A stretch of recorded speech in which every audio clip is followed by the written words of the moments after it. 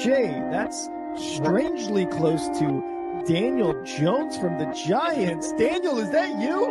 Beat the Chiefs.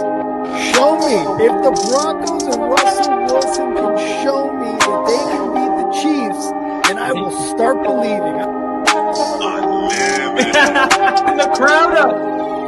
And so are this defense, and Kansas City won't snap the ball again. The Denver Broncos have beaten the Kansas City Chiefs. David Montgomery on the Lions, former Bear, gonna make this his revenge game for sure. David Montgomery gets the touchdown that ices the game. No! And there's a flag. There's flags. There's flags. There's flags. There's flags. Snap. Hold. Kick. Denver wins! Denver wins! Let's go! They open. No! What happened? Oh, shit.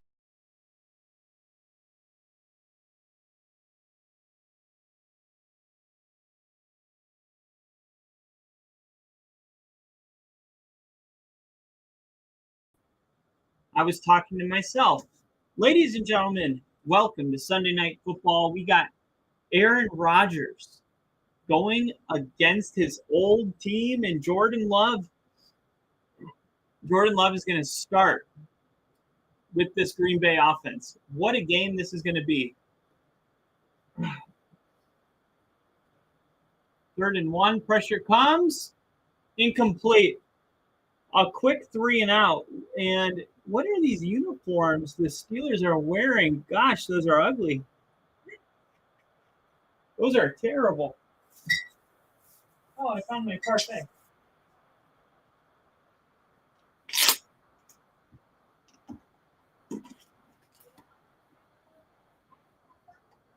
Yeah.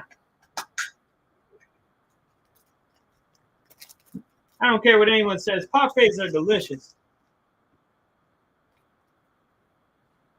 Now they're going to punt it.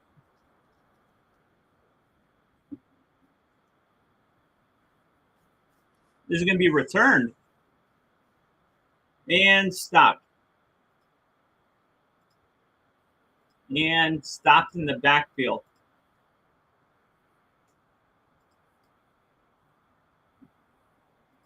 Wow.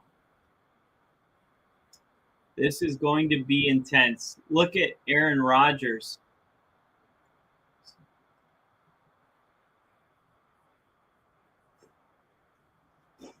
This is crazy. Look at Rodgers sniffing the smelling salts. Where did he put that? Where did that come from? Here's Josh Jacobs with a difficult, hard run. Okay, so is that what it takes, Aaron Rodgers at this age to get going? He's got to smell it on first down. Wow.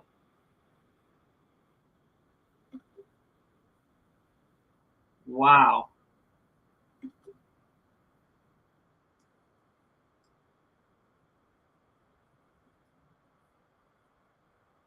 This is going to be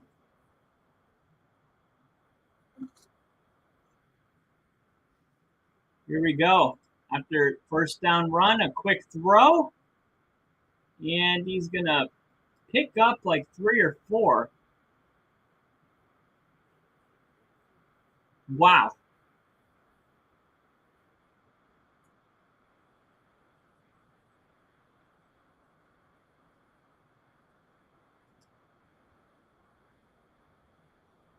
Good job picking up the blitz there for the Steelers. It's going to bring up 3rd and 3. Uh-oh. Watch the trick play. Little weird formation here.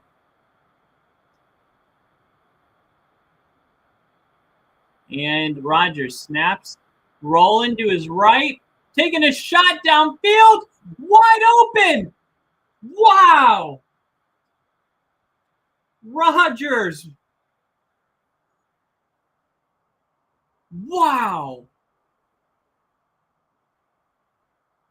Look at Rodgers. rolling to his right and launching this ball downfield.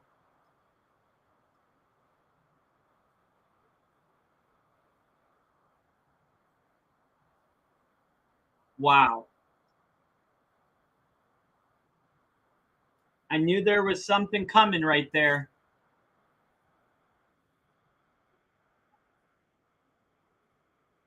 Here's a pitch. Wow. Wow, wow, wow.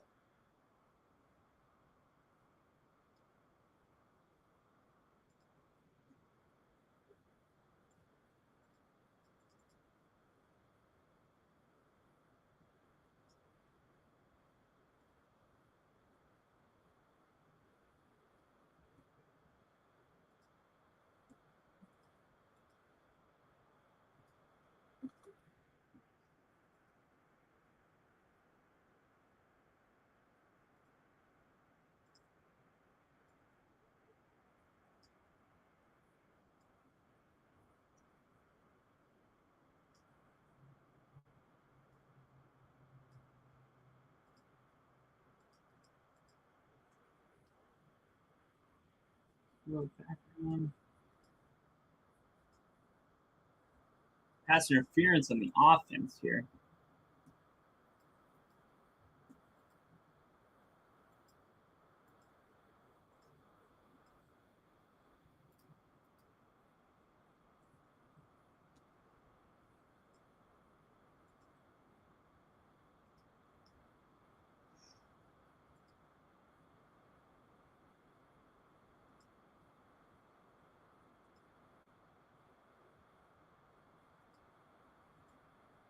Here we go.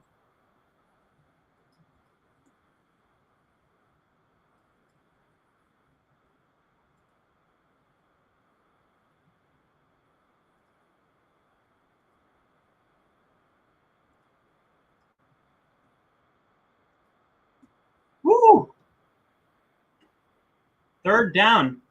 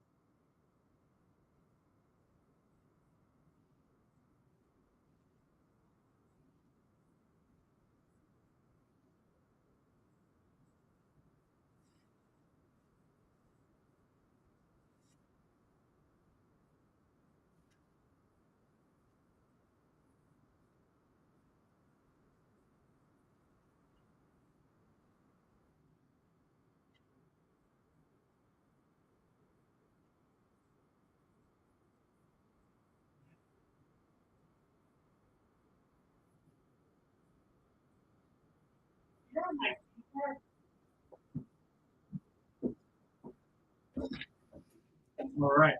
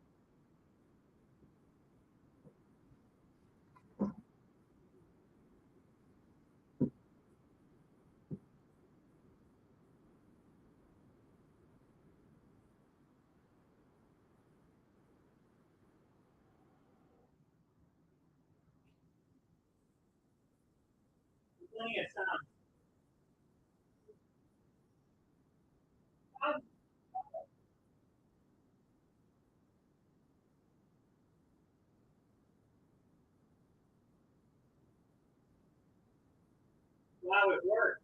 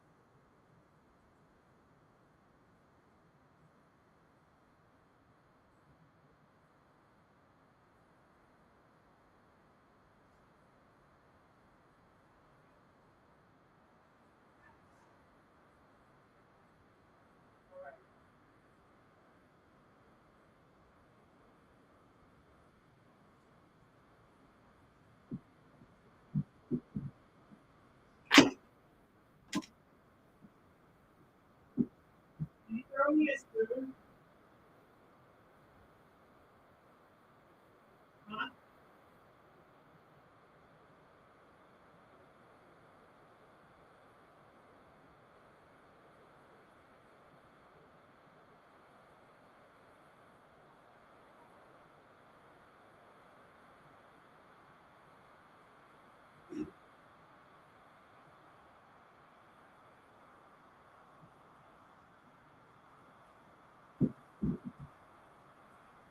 All right.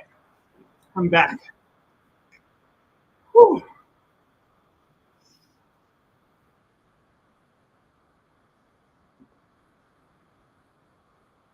Can't stream for 12 hours straight without eating.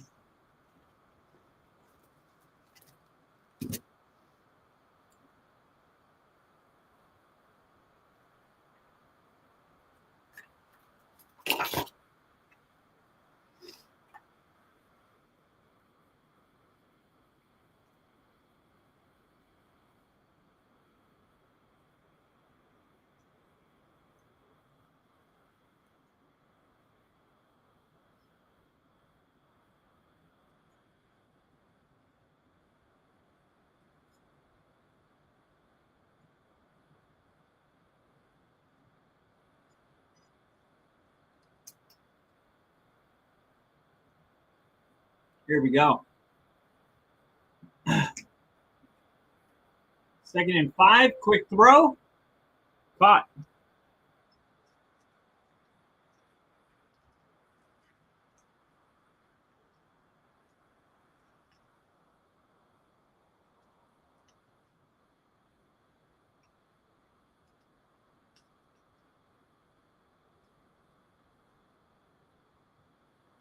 Man, Aaron Rodgers wants this one so bad.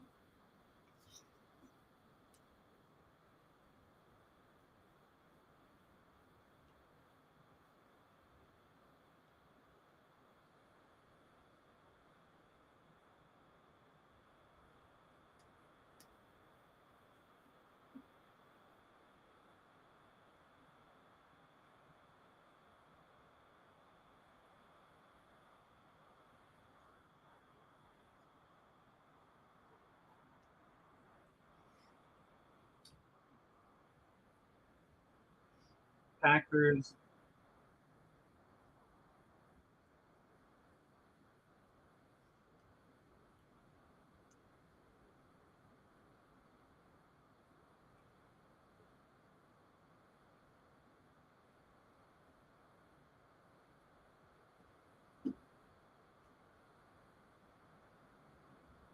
Tucker Kraft.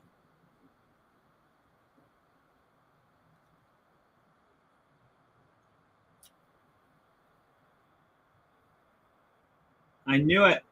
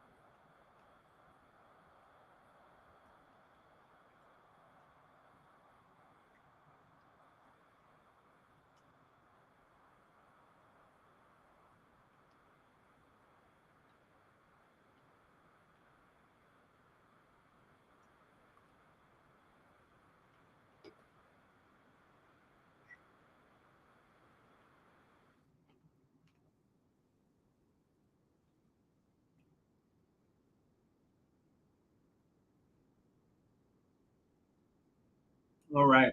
So the Packers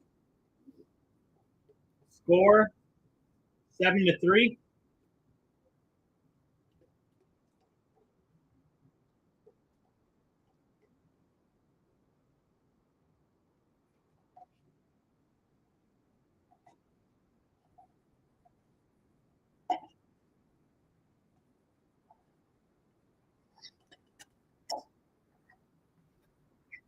All right. Pittsburgh's second drive to score a touchdown.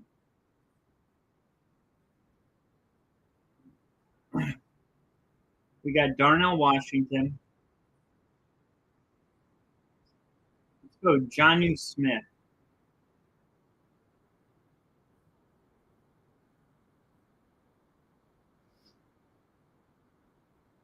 Probably DK Metcalf to go 25. Jalen Warren.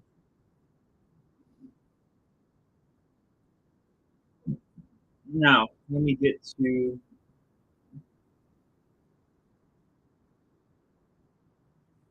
popular.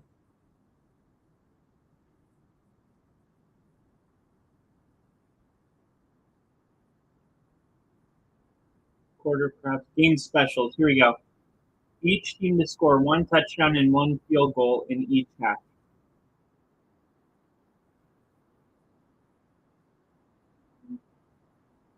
I like that one.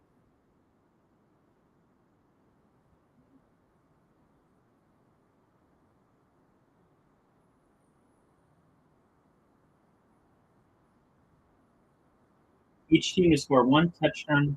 Each team to score one rushing touchdown and one passing touchdown in each half.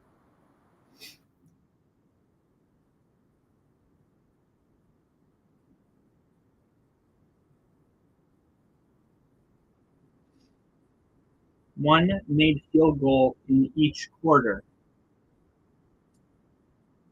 That's not happening. Oh, just one for any team? Green Bay to score in all four quarters. So what about each team to score in all four quarters? Plus 280.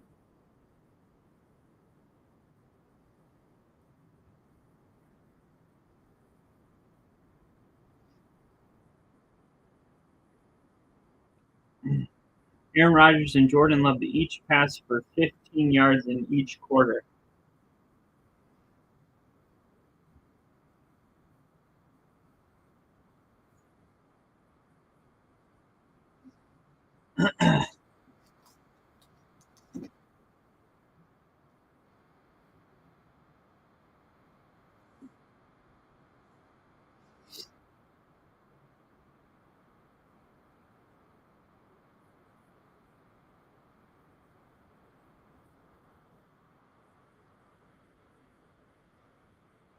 See.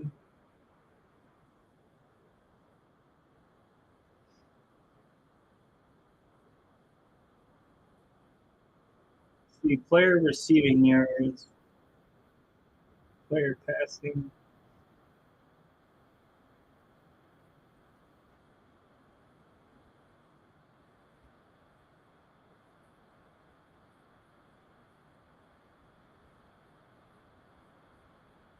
Flag is down.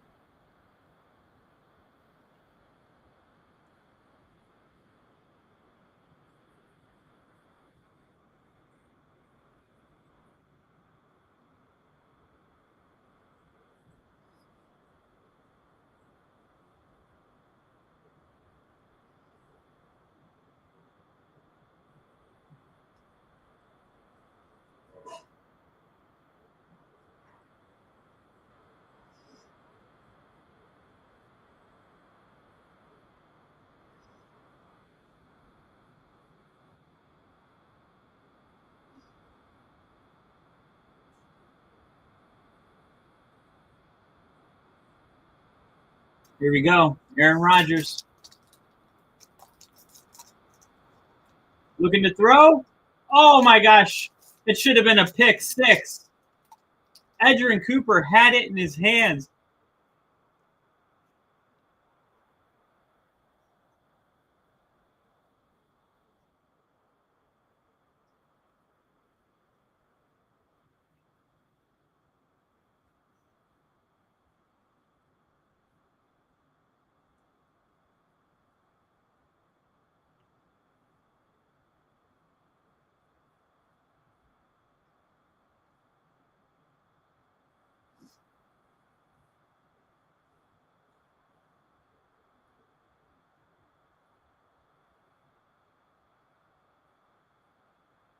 Incomplete. Or short of the first down, I mean.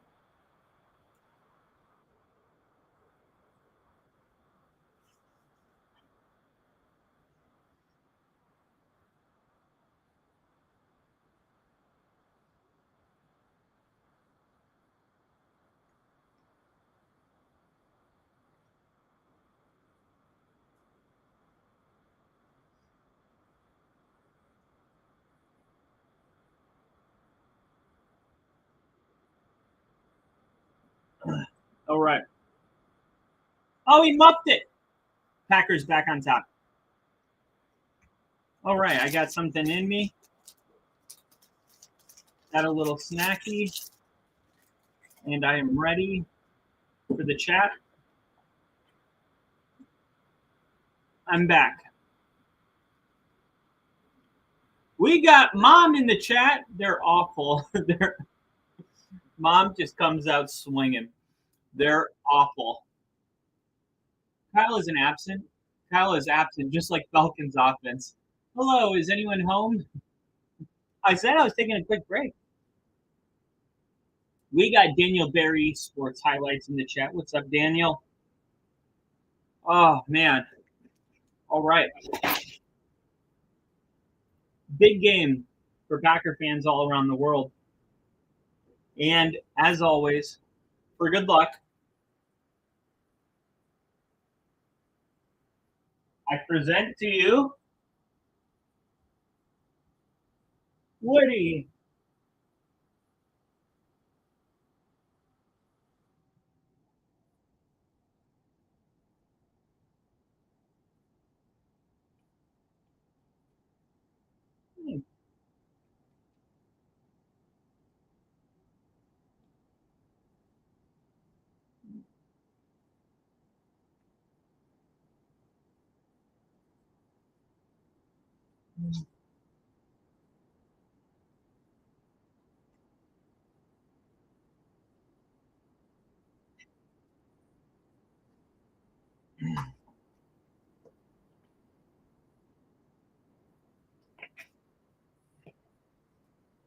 Oh, I love that little dog.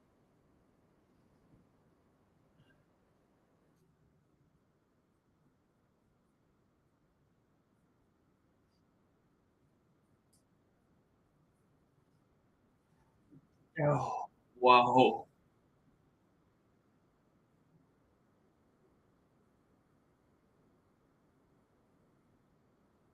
We're going blue, baby.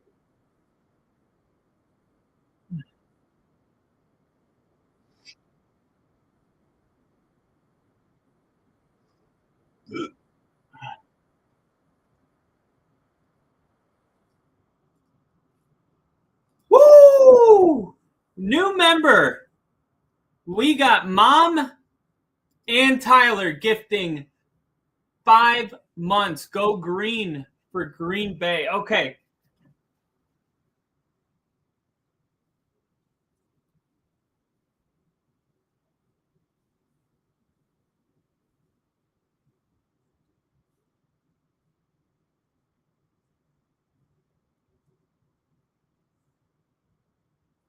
Dang it. It's like that scene in Toy Story 2 where he goes past the channel. He's like, go back. No, it's take too long. I got to go all the way back around. There. Green. Green. Is that green? Dang it, I did it again. Okay, so that's the darkest green we get.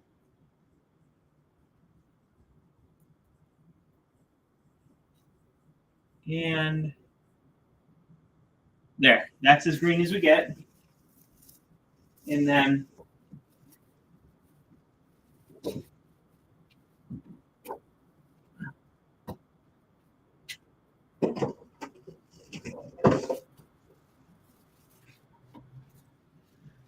we just turn off the blue, turn down. It doesn't look green. It looks like, I don't know. Let me check. Cool, none. There, that's better. Kind of. Let's see, we can do better. There. Yes, that's kind of green. Tucker Craft. Look at him go. And I had him scoring 2 touchdowns. Where's Tucker Craft? I picked him to have 70 receiving yards. He's got 49 already.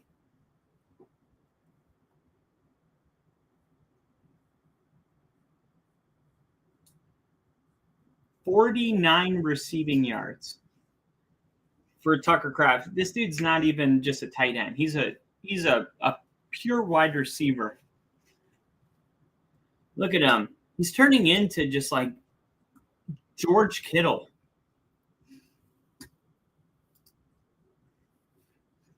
I'm about to get crazy high and try to make myself pass out in my sauna. Wish me luck. I feel like that's a terrible idea. I don't think you should do that. Don't do that. Don't get crazy high and pass out in your sauna. I wouldn't do that. Boom. Listen to the crowd in the Go Pack Go.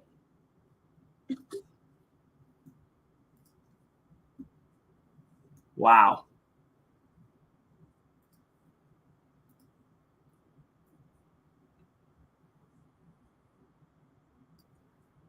I got something.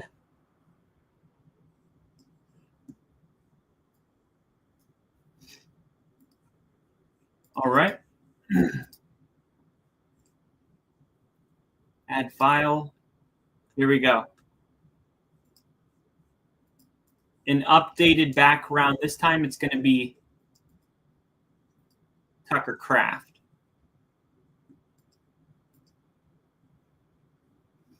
And I'll be smaller. Smaller. Tucker Craft. All right. Here we go. 2nd and 9. Jordan Love looking, passing, caught. And it's going to get tackled right away. Slay. Is that Darius Slay? Oh, yeah. Man, I'm confusing Packers. I still can't get used to Aaron Rodgers being on a yellow team that's not Green Bay. It's just, and the Steelers deciding to wear their ugliest jerseys possible. Like, hey, yeah, we're going to wear these. Gross. On a day where the Packers are going to be cool. The Packers are so cool today. Wearing the all whites. And the Steelers are like, yeah, well, we're going to be the bumblebees.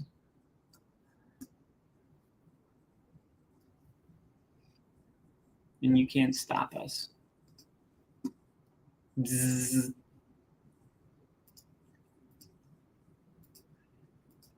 Here we go. Tucker Kraft.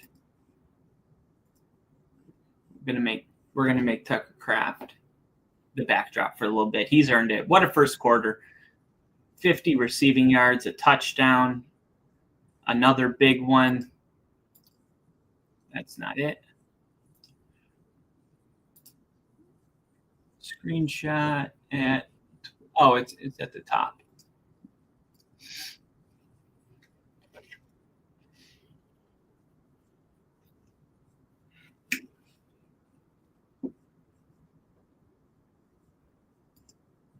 Boom.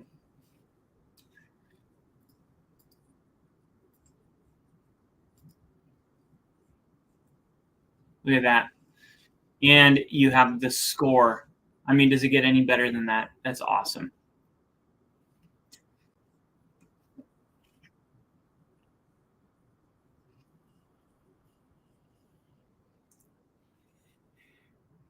Each team to score in every quarter.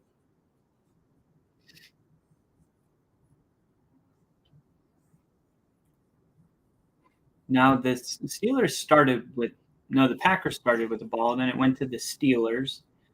The Steelers got 3, and then the Steelers had 2 possessions or just 1? Steelers, Packers, Steelers, Packers. I think it's been 2 possessions each, and the Packers are on their second. Go green light for Green Bay. Member for 5 months. I love this. I love this.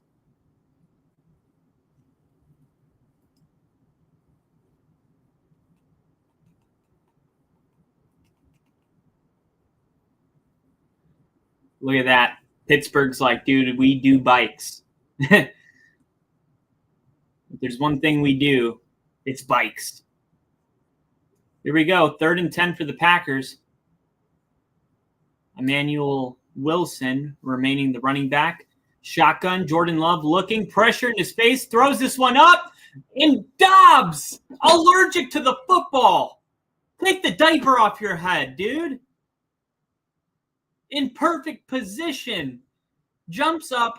Makes a great play on the ball. And as soon as the ball's right here, he goes, ah. That time, Slay up to the challenge. That was 100% Dobbs screwing up. Here's Brandon McManus with a 57-yarder. And it's money. Oh, it's short. Oh, man, just like the kick against the Seahawks. That was our guy, man.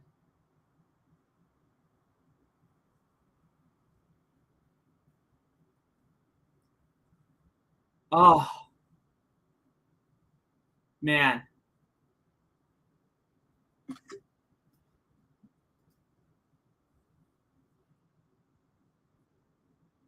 How was that ball dropped?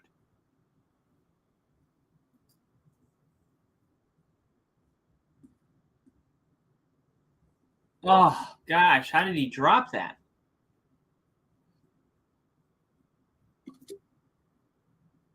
In this kick,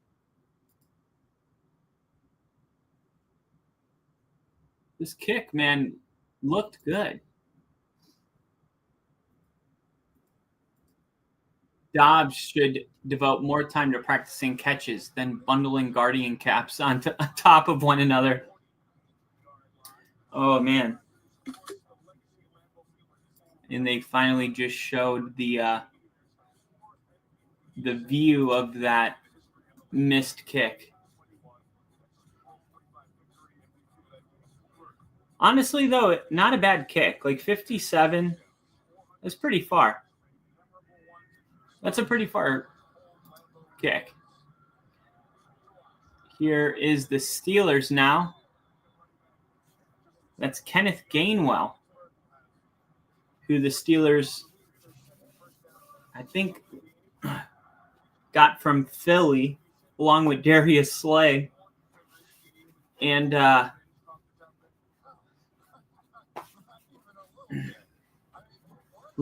I love seeing the scores tick in the background. 44. Oh man, it's gonna be a good week. Here's Aaron Rodgers. Looks like he's changing the play at the line under center. Fakes the quick throw, now pitches it, and that's gonna go to the line of scrimmage. Loss of a couple inches maybe. No gain. Look at the Jets, 39-38. That's ridiculous. Just stop it. Really?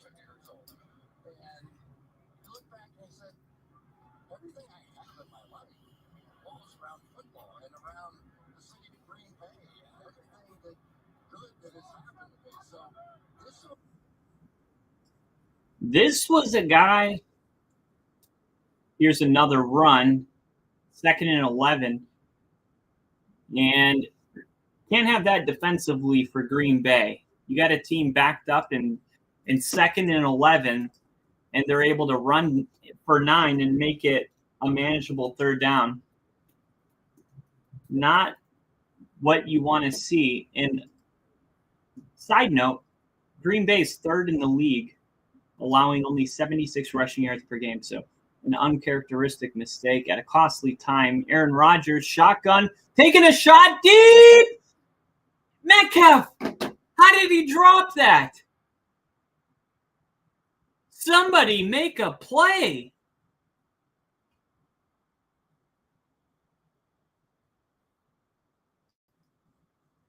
Oh, Rodgers is pissed. Rodgers is pissed. That's a touchdown. Oh, man.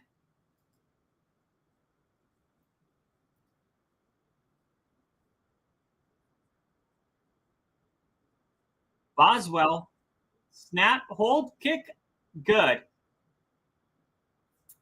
Nailed it. And, man, that drop. Aaron Rodgers did not have a lot of room in the pocket, man.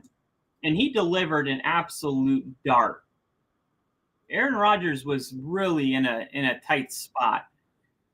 Considering the ball he thrown, I'm sure he's still pissed off that didn't result in a touchdown, because that was a beautiful pass in a really tight space.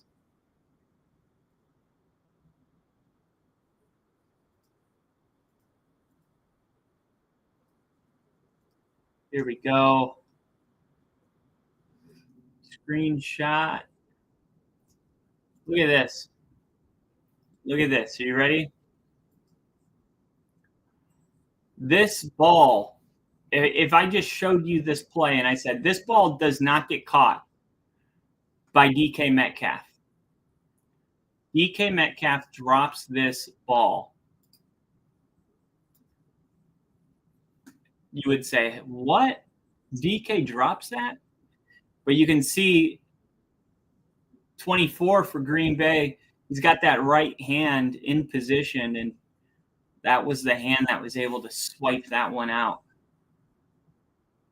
Neither of these teams are as good as their records, Crafty says.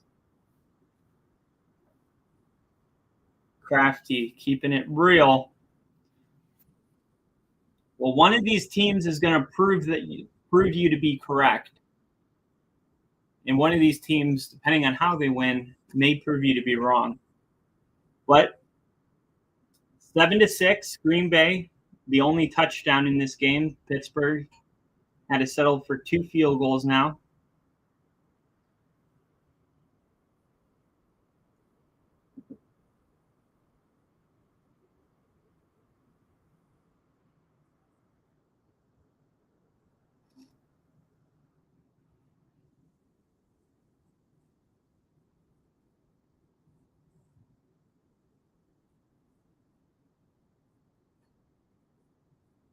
Oh, man.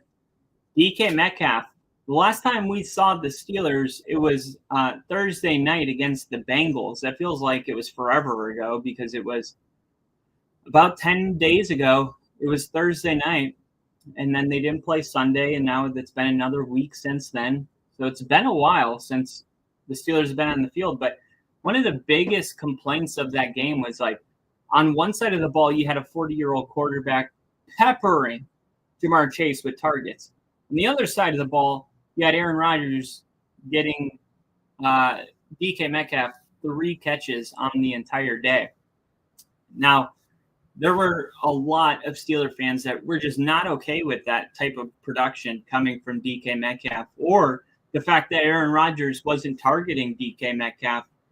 And you saw here early, he's gone to DK a couple of times, and Aaron Rodgers is one of those guys that once he trusts you, you don't want to do something to jeopardize that. And I can tell Rodgers is not happy about that last one not being completed, but that was just a good defensive play. He's going to have to get over that. Jordan Love on the other side going deep.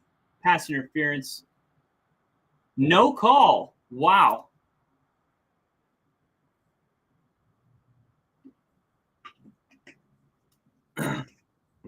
It looked like it was intentional. It looked like if I told you to somehow, I need you to go out there and do pass interference, but make it look accidental.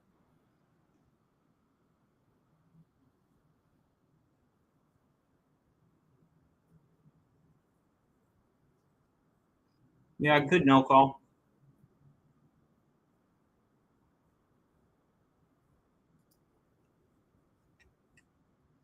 And Crafty said, or had on fire, sheesh, these uniforms are yellow, snow yellow. That's scary. Yeah. I thought you're supposed to drink the yellow snow. No?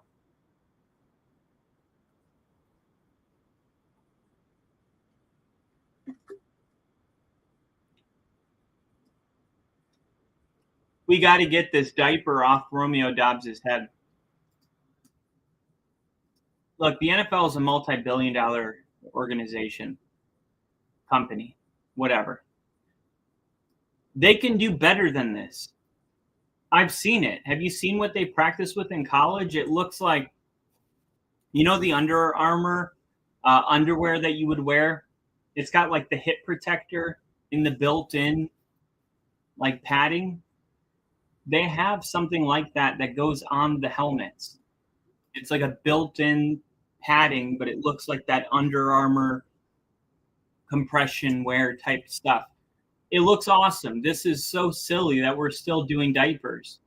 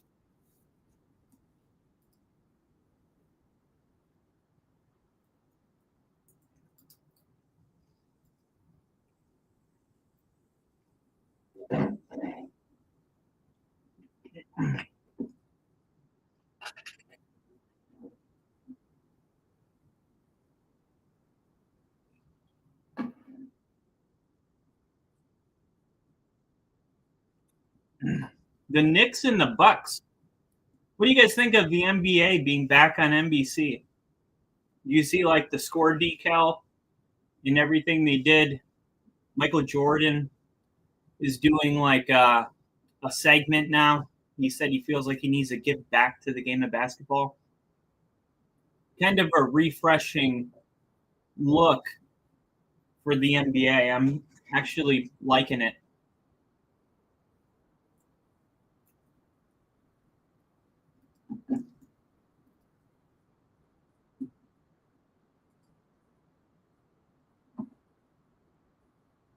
There it is right there. Insights to Excellence. Michael Jordan's take. All right, 3rd and 9. Clock rolling. Yep, showing cover 0 blitz. Here they come. Love. Nope.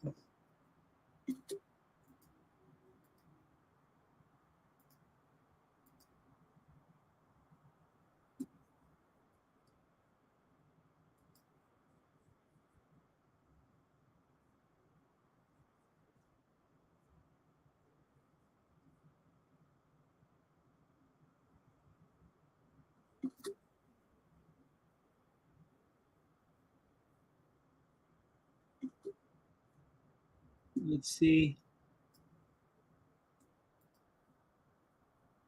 Wow.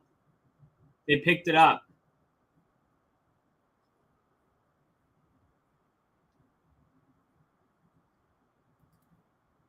All right, so penalty on the offense, and it's going to be declined. Hands to the face. There it is. Tom. I think that's TJ Watt. Oh, man. It looks like Jordan Love almost got rolled up in a weird way there.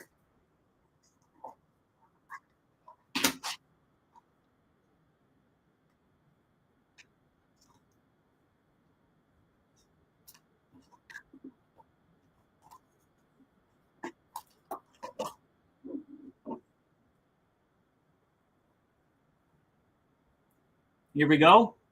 Punt. This is going to be returnable. Caught at the 20 to the 25 and runs out of bounds at maybe the 33-ish.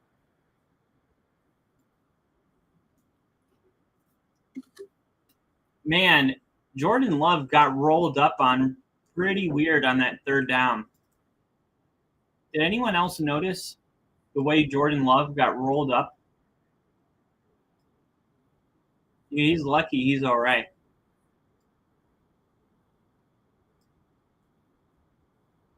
He got twisted up real weird. He's fine. It's amazing, like, how many close calls there are just on a given Sunday.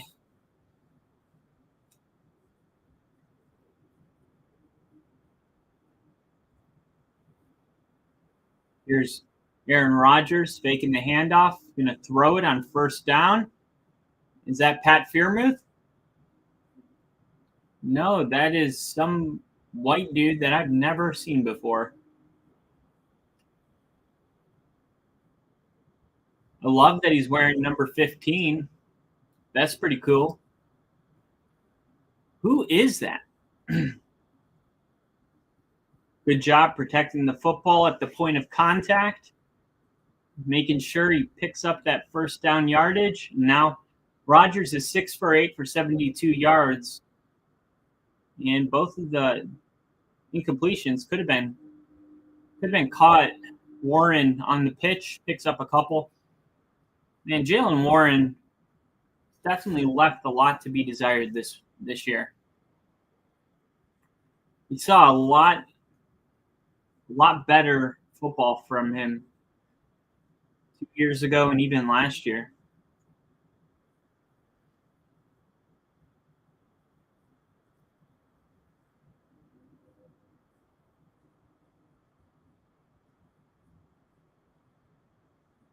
Here's Aaron Rodgers rolling outside, now throwing.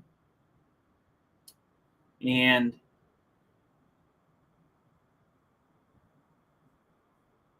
he's having a good time out there. Getting chased down.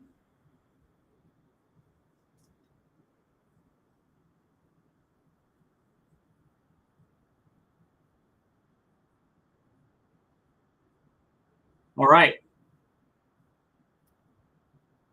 Fastest in the NFL, time to throw 2.5. I mentioned this, whether it's Manning or Brady, any of these quarterbacks plus 40 become the fastest to get the ball out of their hands. They don't want to take any hits. Rodgers, trying to get it to Metcalf. I thought he had him. This is going to be defensive holding. Rodgers, man, a great job holding onto that ball, staying in the pocket. And you can't do this. You can't make this play here if you're scared. And we see quarterbacks that get towards the end of their career, right? They play a little bit scared. They get the ball out of their hands so quick because they don't want to take a hit. They become so vulnerable back there that even when there's not a direct threat, their eternal clock after 2.5 seconds says, hey, you got to get rid of the ball right now. It's a safety mechanism. And right there, you see Rodgers feel it, but not give in to it. He decides to hold the ball and tell that little voice, I'm not in danger. Holds it for an extra second or two and is able to send the ball downfield to DK Metcalf, which produced a holding call. None of that happens if Rodgers isn't mentally tough out there.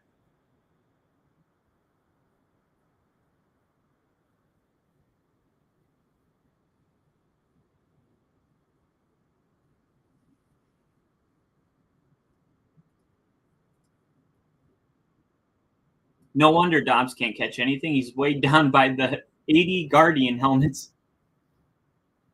Damn. Quay Walker lit him up at the end of that run.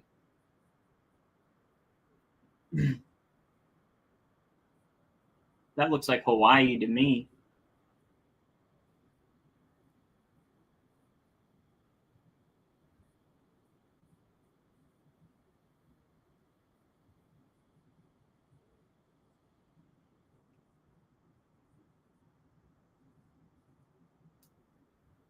The production crew loves this shit. Here we go. 1st and 10. Handoff.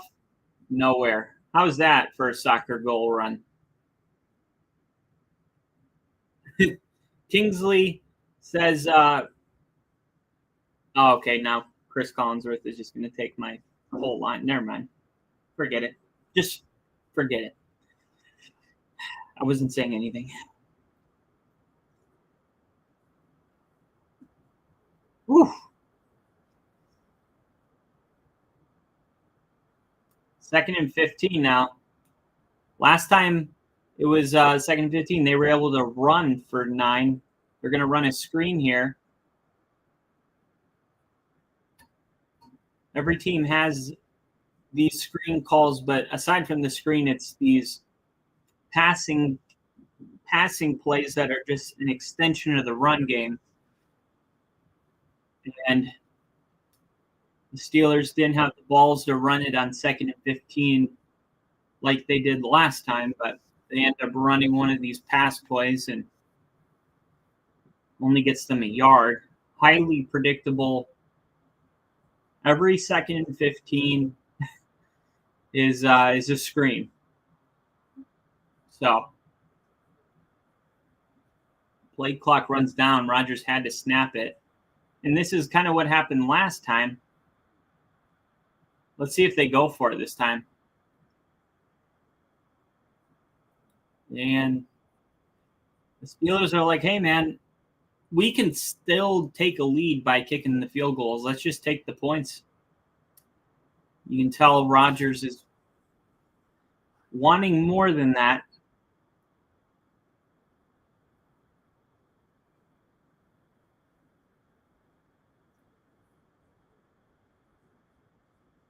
Chris Broswell.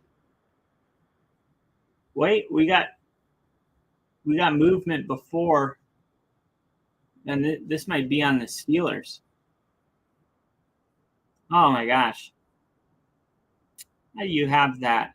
A false start on a field goal.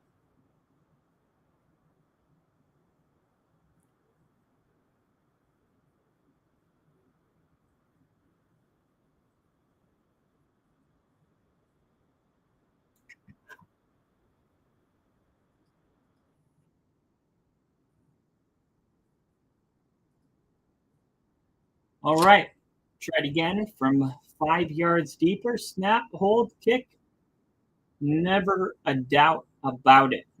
About as perfect as it could be. It is 9-7. How's that for a funky score? I think it's time to go to our predictions on this game and see what we predicted here. What was the prediction? Let's view your channel. Let's go live. Week 8 predictions.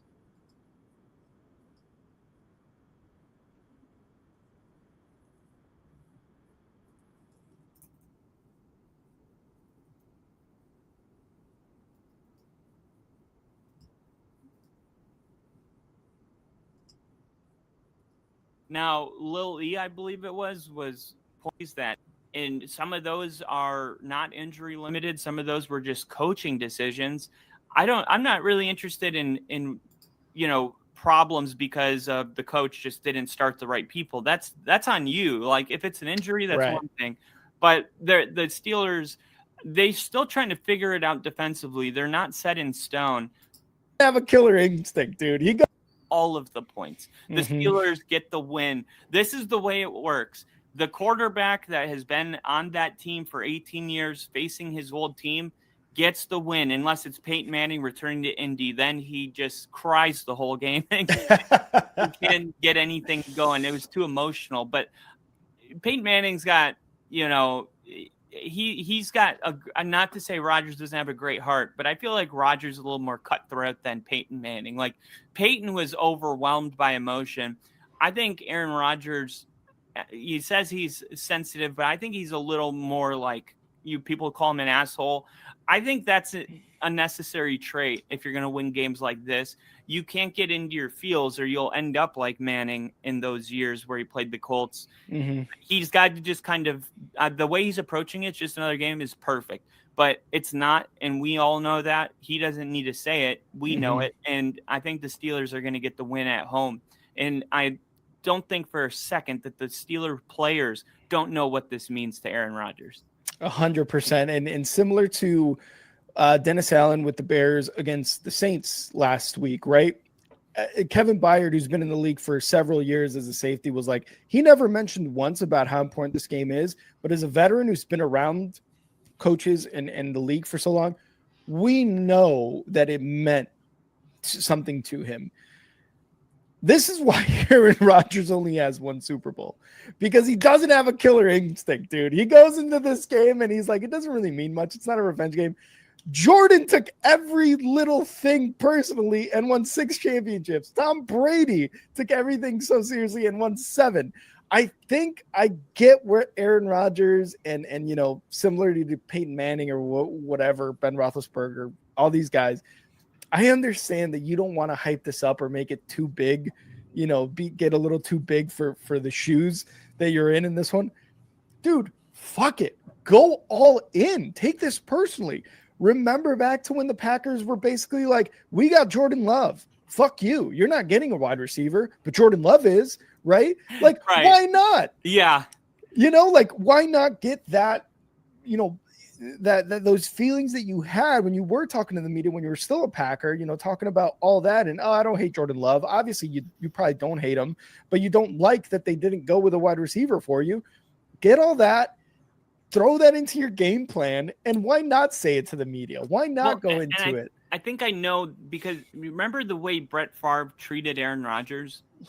I think some of this has to do with Aaron being like, it's just like the common thing where your dad, maybe went a little too crazy with discipline, physically, and you're like, I'm not going to do that to my kids. Like, I feel like there's a part of this that is like, don't forget the way you felt, the way Brett Favre made you feel.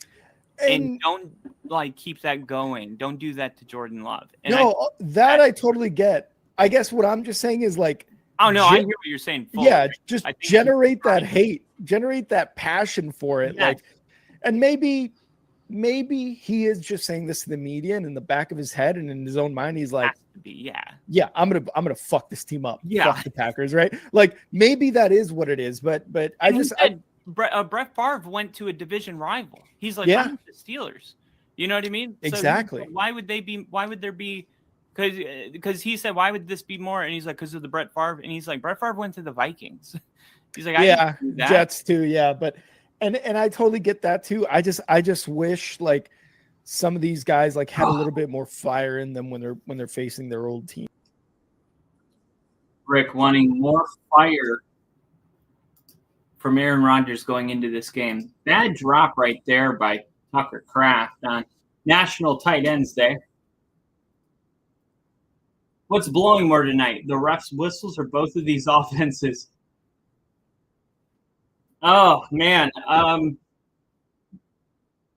don't know yet. But we've seen Green Bay struggle, man. We've seen them struggle. They struggled against the Bengals. They struggled against the Cardinals.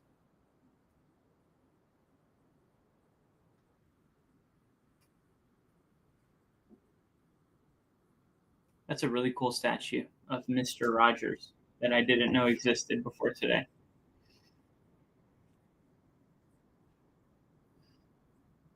All right, so it looks like Packers offense. It's not going to do anything today.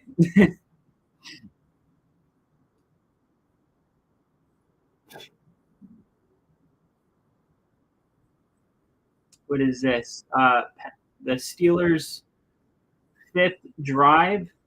We're gonna go passing. We're gonna go. Rodgers has 30 yards passing. It ends in a touchdown. We're gonna go. Austin has 5 yards catching. Fiermuth has 5 yards catching. Let's go Jalen Warren and take off Calvin Austin. And then where's my Metcalf? There it is, Metcalf. Drive 5, 15 receiving yards. 40 yards. Boom. What do you mean something went wrong? There we go. All right, so here we go. Aaron Rodgers on his fifth drive, 30 passing yards. The result, offensive touchdown. Pat Fiermuth, 5 yards receiving. Jalen Warren, 5 yards receiving. Metcalf, 15 yards receiving. Let's go. Hey, Woody. Where are you excited?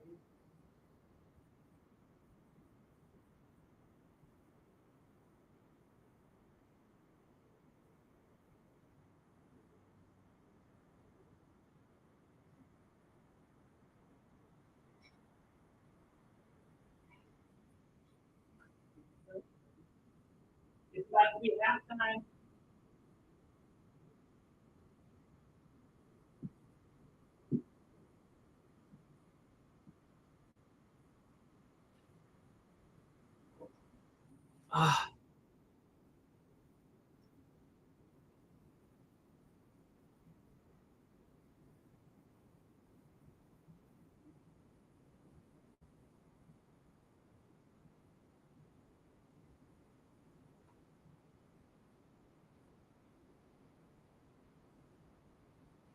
Jalen Warren with 11 yards on first down.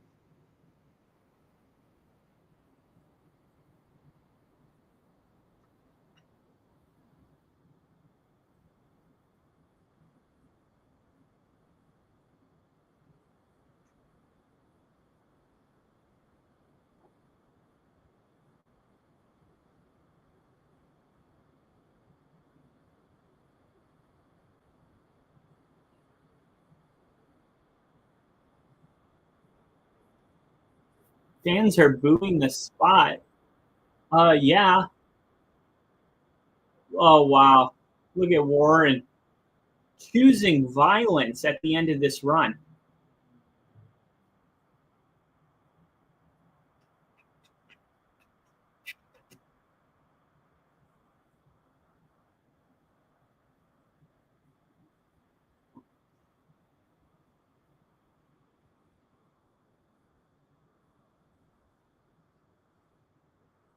You're so cute. You're so cute. You're so cute. You're a good boy. I'm going to miss that green 19. Green 18. Green 19. Green 19 out. Quick throw. Calvin Austin. Damn it. Should have left Calvin Austin alone.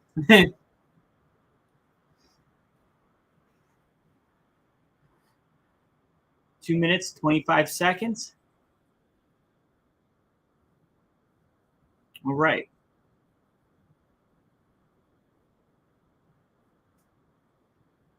It's amazing how fast Rodgers does get that ball out of his hand. And if I were him, it's like anytime a DB is playing back 12 yards off the ball, I'm going to him right away.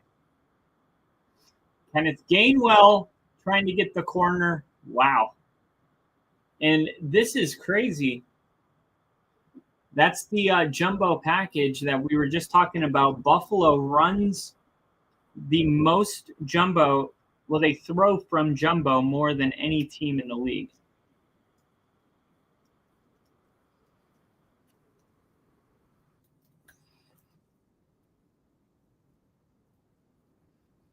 Let's see.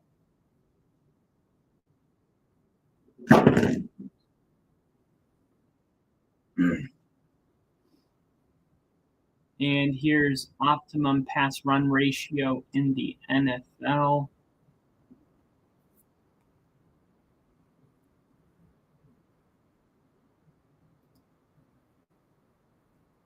You know, Arthur Smith is going to be a very balanced caller. You know, he loves running the football more than anything. 2019 pass run ratios were 19,717 passing plays to 12,087 running plays.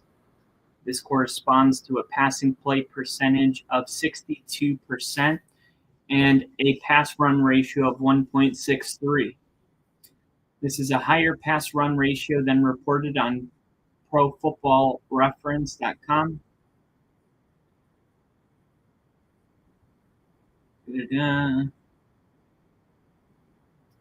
Haven't ever gotten around to doing this, but here's why making situational adjustments in EPA per play is probably important. It's rushing EPA per play is very low when teams have a big lead because they aren't necessarily trying to score.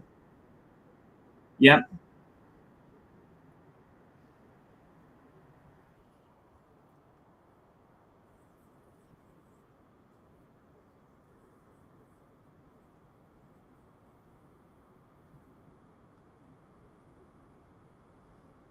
That makes a good point. EPA is expected, the expected amount of yards you're predicted to get on that specific play. So if your EPA is, if you're running, your EPA is 15 yards and you broke a 70-yarder, whose expected yards were 30 and you went for 70 yards, it shows up as like a really awesome thing. But keep in mind, there's a lot of curveballs when you're running a 5-minute offense and you're just running the clock out because you have a 4-possession lead. And then all of a sudden your EPA gets all thrown off all over the place. I think the next major analytical advancement to be made in football is to have a term for, the analytical percentage on only important plays. So garbage time touchdowns, throw it away. Teams just running the clock out, throw it away. Oh, Calvin Austin with a big drop on 2nd and 9. It was a little low, but now it's 3rd and 9. 1:27 left. The Steelers trying to break through here. Rodgers continues throwing short of the sticks on 3rd down. I think it's been like 3rd and 9, 3rd and 15, 3rd and 12. And Rodgers is thrown it like 6 yards in front of it because the pressure is getting to him. So he's throwing the ball short of the sticks. See if Green Bay continues. Yep, they're bringing pressure, and Rodgers just has to throw it. That's pass interference. Good job by Austin there, getting his arms up to draw that.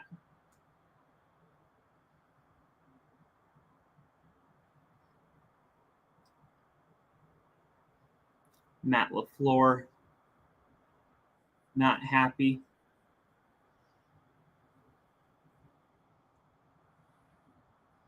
Man, I would love to be a coach, dude. Every time I see these coaches, Matt LaFleur, Sean Payton, just walking with their little headsets on, I'm just like, damn, does it get any better than that? I mean, you would have to get a crowbar, a pry bar, to pry me out from that job. No wonder Mike Tomlin's been there for 40 years. Here's a handoff, quick throw. And it's going to be good for a gain of 3.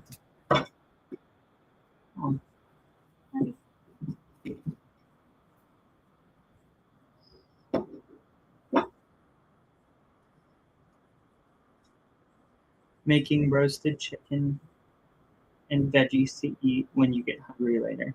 Here's an egg roll or a snack now, though. Love you.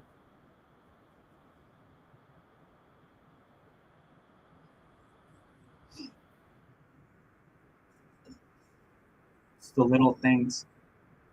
DK Metcalf. Wow, look at him lower that shoulder. Look at him lower that shoulder and say yes to the contact. Wow.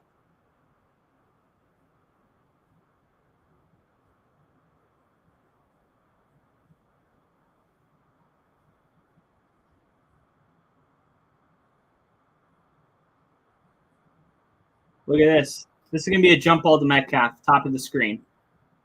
Jump ball to Metcalf, top of the screen. There it is. Oh, fakes the jump ball and runs a slant. Touchdown, Metcalf.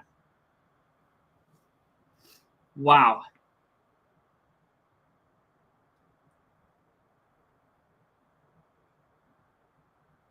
Aaron Rodgers is on the board with a passing touchdown.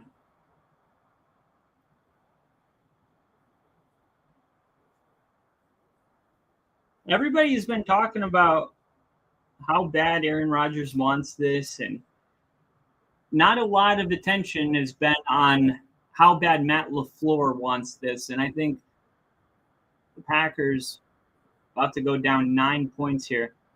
I think you're about to see how bad Matt LaFleur wants to win this.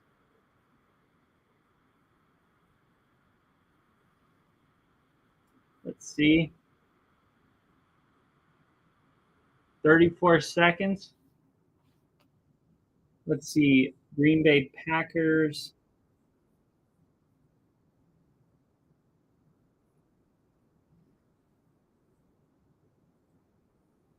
Packers.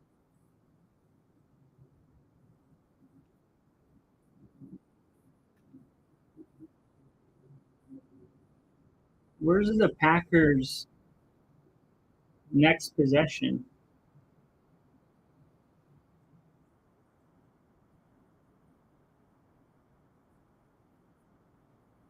No quick pass available. Why not?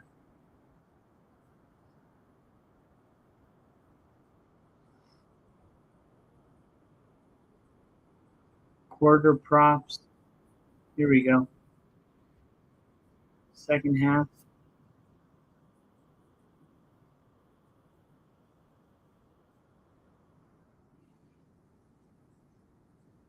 Highest scoring half. Winning margin.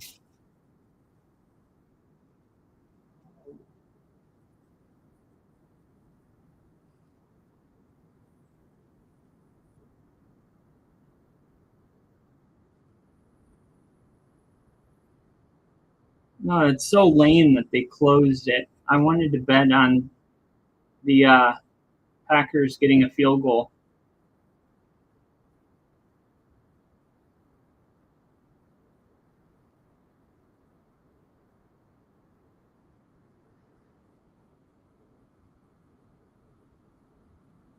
Calvin Austin to have 3 more yards. Rodgers and Jordan Love to both have 1 more passing touchdown. That'll be done.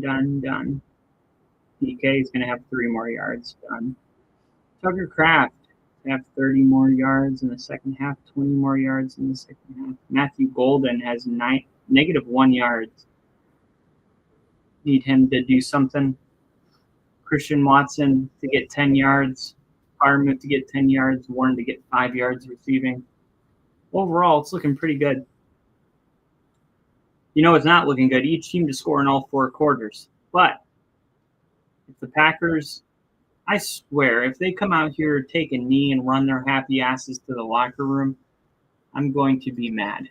What is this? There we go.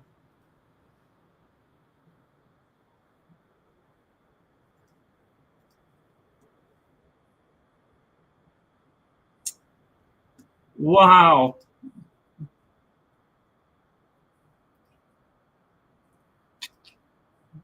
That's not good.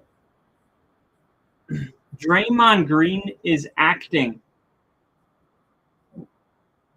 on St. Denis Medical. What? Don't forget, next week, Sunday night, we have Sam Darnold in the 5-2 Seahawks taking on Jaden Daniels in the 3-4 Commanders here at Only Football.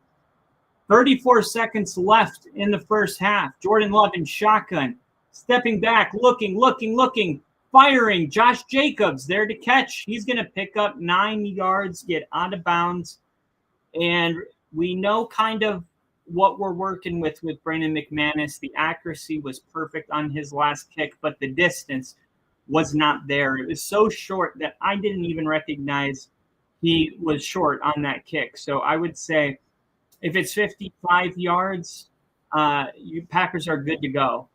That would be my line for the rest. I don't know what the wind is looking like, but if there was wind at play, maybe he can kick a 57-yarder going the other way. We'll see. Here's Jordan Love throwing. Caught. Big time catch by Christian Watson. Clock is rolling.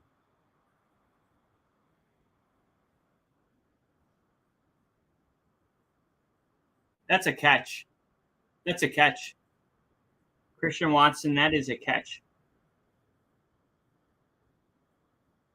That is a big time catch by Christian Watson. That is a big time play right there.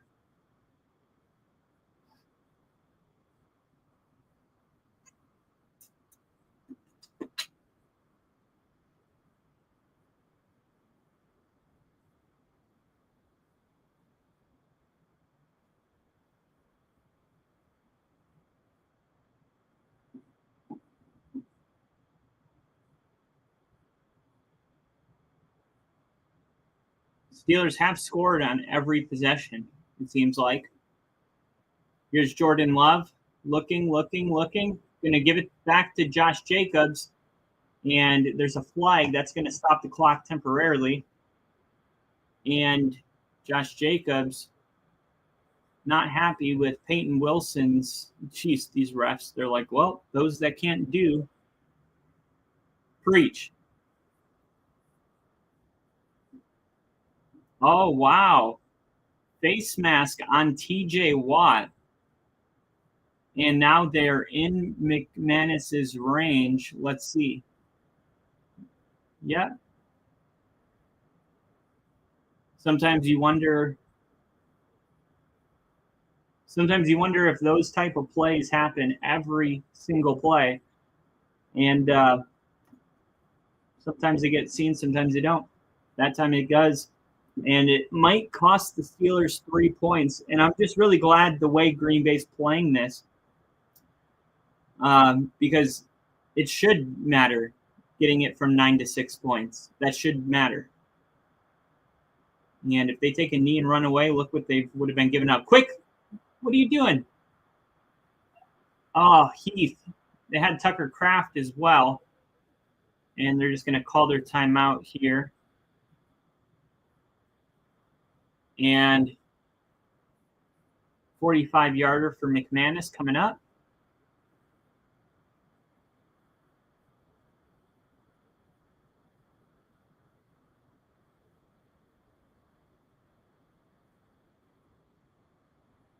Game doesn't feel that different. It just feels exactly the same. These teams have been going back and forth. Field goal, touchdown, field goal, field goal. Chris Collinsworth in the booth saying if they get a field goal, this game feels a lot different. I don't think so. I think it was necessary. I think it's a good thing. I think one possession's awesome, but I don't feel like we're in a different ball game now because of it. Snap, hold, kick is. He's going to miss it. And now Brandon McManus is in his head. Now he's in his head. You frickin' bum.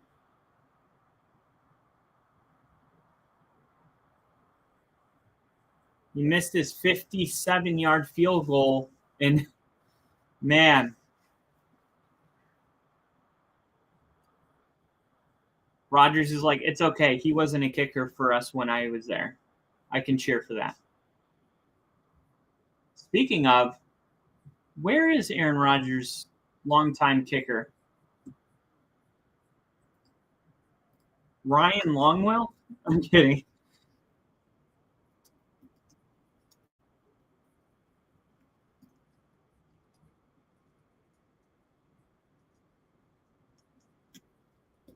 You guys know who I'm talking about. Mason Crosby. Where'd Mason Crosby go?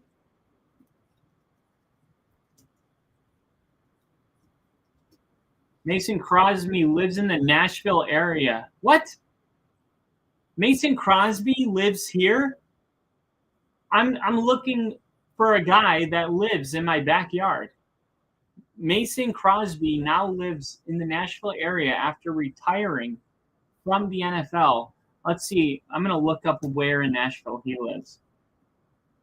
Where in Nashville does Mason Crosby live? I'm going to go ask him if I can interview him. Brentwood, Tennessee. I have a picture of his house.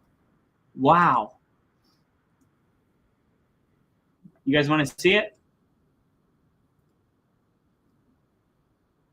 This is where Mason Crosby lives. That's what being a kicker in the NFL gets you. Crosby purchased this house in 2023 for $4.5 million. A 7-bedroom, 11-bath house. Yeah. Liberty Church Trail. Let me see how far that is from me. My location, Liberty Church Trail, Brentwood, Tennessee. Here we go. Yep, that's it. That's Mason Crosby's house. Wait, is it the one? There's only 3. Hold on. If you go to the end, there's a cul-de-sac right here, right? Yep. Okay. So there's the cul-de-sac right there. And then it has this white sidewalk that goes out here. And then it's not the, hold on. It's not, so it's not the first house. It is not this one. It is not the second one. It's not the second one. Hold on.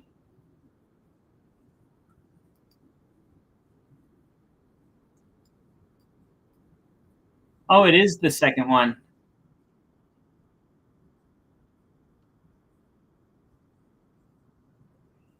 Does it have a pool in the backyard? With a circle? Is there a tennis court back here to the right?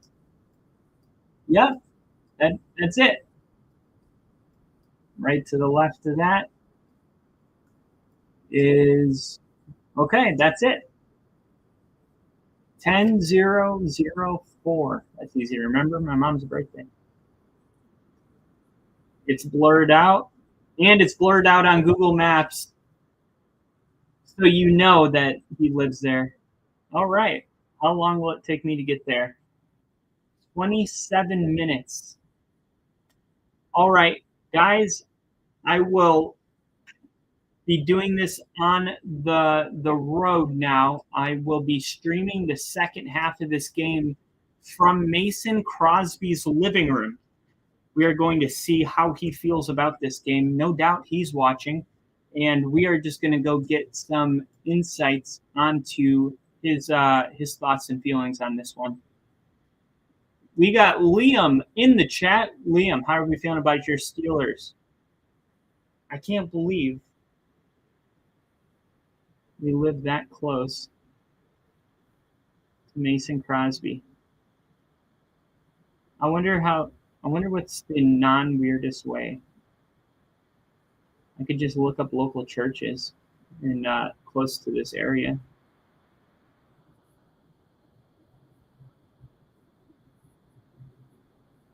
Be like, oh, yeah, I'm a big football fan. Actually, I have a podcast I'm trying to grow right now. Do you want to come on it? Let's go. Here's a close. Okay, we got the Governor's Club, a really nice golf course. All right, we can see if he's a member there.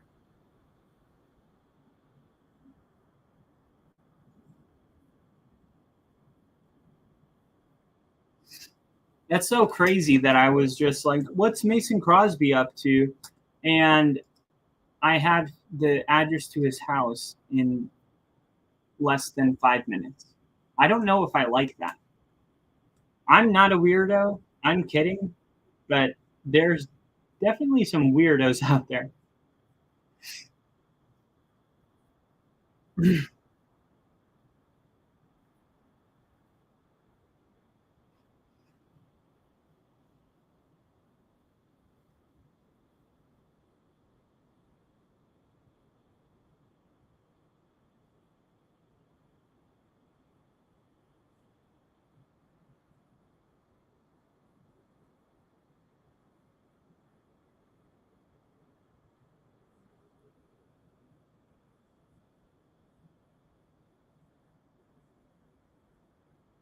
Oh my God, what a homer. Listen to this. First off, what the hell? This guy's trying to give Denver some credit. I'm going to tell you exactly what he says. Ready? Meanwhile, the Broncos, Chris, they've been absolutely unstoppable. They rolled the Cowboys. They have the clutch team. They've lost only 2 games. There are 2 losses. Walk-off losing field goals against the Chargers. The other team I'm forgetting right now, the Colts, with the leverage penalty. How could you forget that?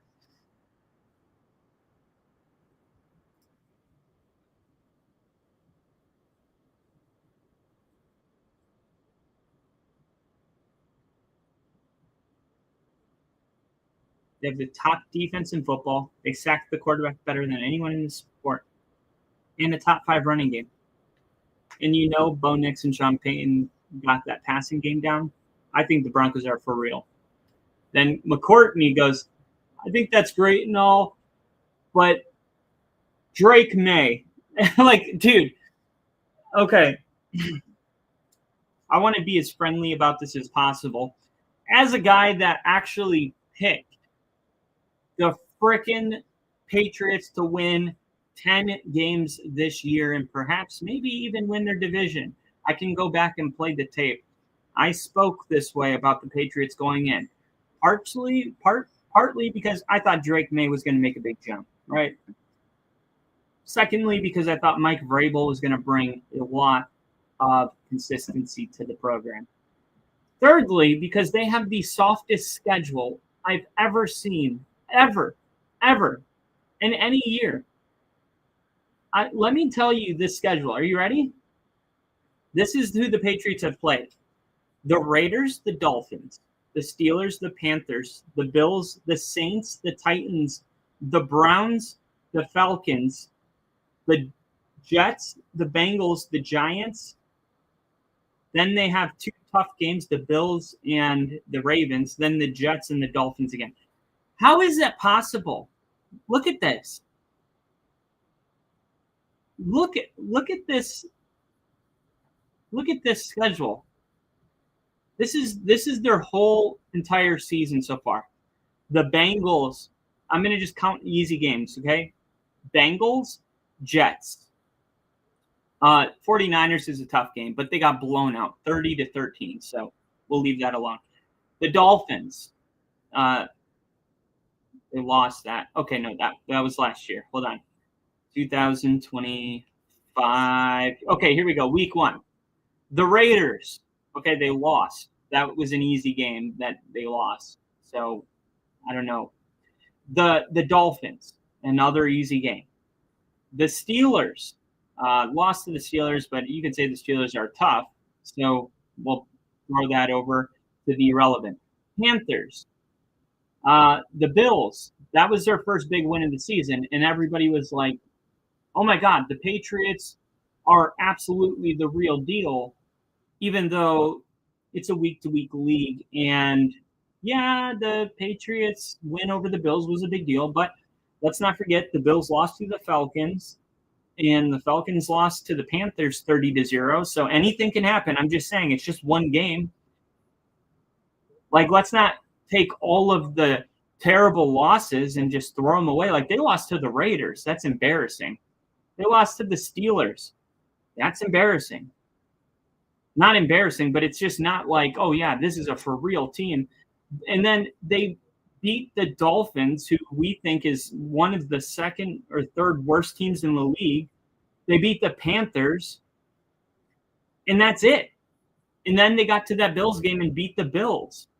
And then they had a 3-2 record, with their only wins being against the Dolphins and Panthers. And then they beat the Bills. And credit that win. That was a great win, but it's still just one significant win. And then they played the Saints, and then they played the Titans. By the way, the Saints game, 19-25. The Titans are atrocious. Then they played the Browns. How do you even get this type of a schedule? Saints, Titans, Browns, Falcons, Buccaneers, Jets, Bengals, Giants. Then the Bills again. We'll see where they're at December 14th. The Ravens. Those are 2 tough games. That's it, though. Then the Jets and the Dolphins and the Patriots are done. So the Patriots, they played 3 difficult games this year. 4 difficult games. You know, they've lost 2 of them already. Well, they lost one of their 4 difficult games. One of them was I don't know, the Raiders, they lost that one. That was their only easy game that they lost. So to make it fair, they've only lost one winnable game, but they've only beaten one difficult opponent, which is Buffalo. And I'm not saying that the Patriots aren't a really good team because you can only play your schedule. You can't, the Patriots can't do anything about this, but I'm just saying, why not put it in context and say, I'm sure it is easier for the Patriots to beat up on the Bills and, get that 3-point win when the Bills haven't had the luxury that the Patriots have had. Every single week is like, who are the Patriots going to beat up on now? Is it going to be Cleveland or is it going to be the Dolphins again? Like the Bills, by the time they played that Patriot game, things were way different for them. Like they played the Ravens week 1, and then actually the Bills had a couple easy games themselves. They got the Saints, Dolphins, and Jets. Maybe the AFC East is just a cakewalk this year. I don't know. But I know it's not as easy for the Bills because, look, after this week, the Patriots only have 2 more difficult games, and it's the Bills and the Ravens. That's it. But look at the Bills. They have to play the Chiefs, the Buccaneers, the Texans, the Steelers, the Patriots again, which could be tough, right? The Eagles. That right there is 6 really tough opponents. And then they only have the Browns and the Jets and the Bengals as like winnable games, and the Dolphins. That's it. Today they played a Panthers team that it's like, okay, you're starting to think like the Patriots are legit because look, they're not just beating up on bad teams, they're demolishing them. And we're really just comparing them to Buffalo, but they beat the Panthers 24-6. hold on. They beat them better than that. Let me see Patriots schedule. Patriots beat the Panthers 42-13. 42-13. That's pretty good, right? 42-13. And then today the Bills played and beat them 40-9. So what's better, 42-13 or 40-9? I think it's exactly the same. 42-13. 9. That's 29. And then what is this one? 40-9.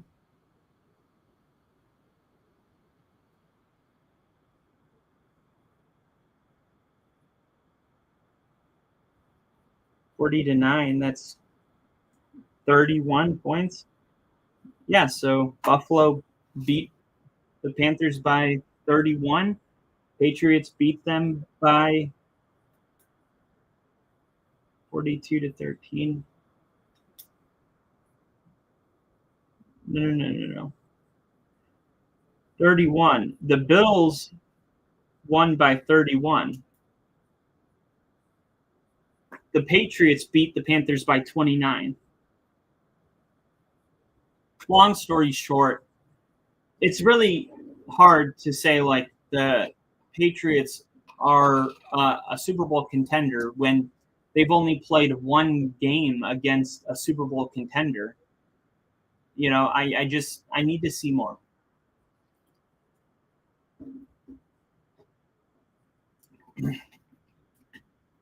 I need to see more.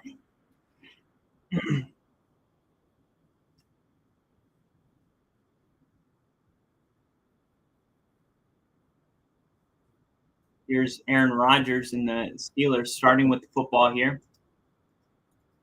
My boy Matt says, yo, my boy Matt. Tyler's cool with the players like that. Lily in the chat. Yes, you did, brother K. about the Firemouth. Is he okay? No, he's not. Of course, I just bet on him. I just should never. I cannot put a bet in without these guys getting hurt. I swear.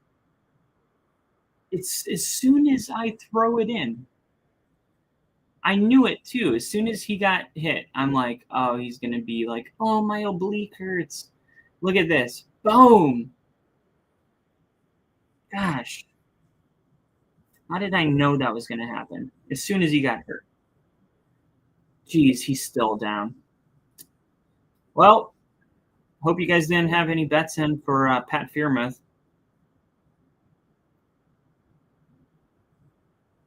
Hey, he's getting up. Why is he limping like that? Come on, Freiermuth. Get your ass back out there. We got a game to win.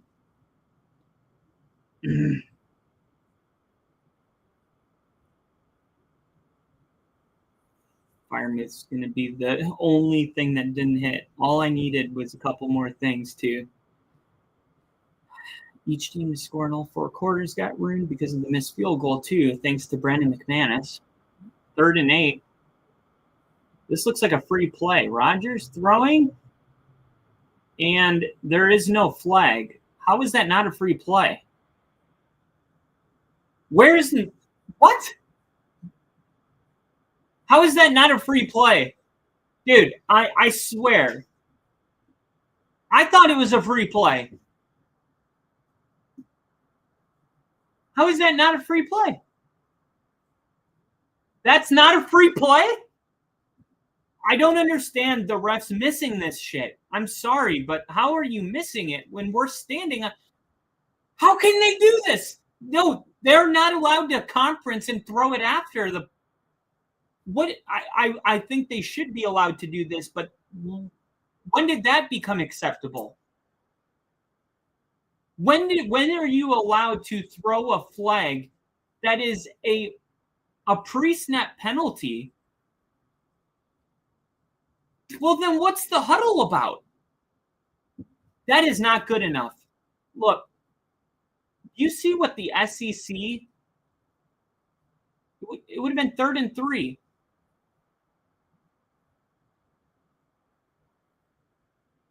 That doesn't make any sense, dude. That doesn't make any sense. You see what the SEC does? They actually broadcast their conversations with the refs. So when the refs are huddled up like that, there's a board of people that work for the SEC, and they're circling things on the whiteboard going, yep, I see him here. Yep. Okay, so we all agree that that's a catch. Yep. Okay, so the only thing we need to figure out now is where he's going to be marked down by contact. I see a knee down here. That whole thing is being televised, and we all get to watch it. It's a thing of beauty. The ACC has been they've revolutionized the way that we as fans should expect this product. We should come to demand this from, whether it's because of betting or it's because of bad reffing.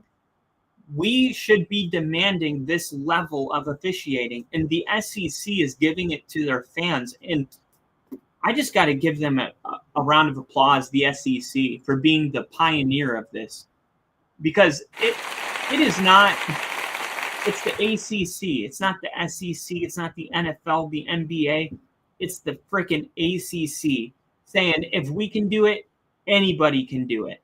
And if you guys haven't watched an ACC game on primetime, do it before the season's over so you can see what I'm talking about. Anyway, I don't understand. They huddle up.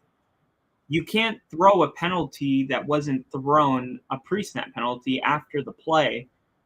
So I'm curious to know what they were huddling about to begin with. But then they say there is no flag. If there's no flag, then what are you huddling up about? At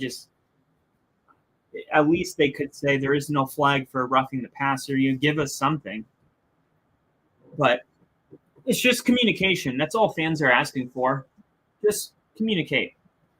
Here's going to be a fake handoff. Great play fake by Jordan Love, and Aaron Rodgers taught him that. And if you saw, I think it's Quarterback or Hard Knocks, maybe Hard Knocks, but they did this thing where they blacked out the quarterback and they showed play action fakes. They fake it to the running back, and the quarterback really pulls the ball. And they would black the quarterback so you didn't know who it was.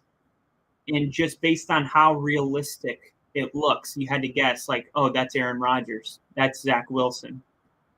And Aaron Rodgers takes a lot of pride in his fakes. And you can see Jordan Love does too. Look at this jump ball. Tucker Kraft. And this is going to be 40. Still on his feet. Staying on his feet all the way down to the 25-yard line. And Tucker Kraft definitely got away with a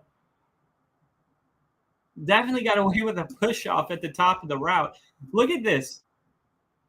Patrick Queen lined up in the middle, coming down. They got looks like a bear front.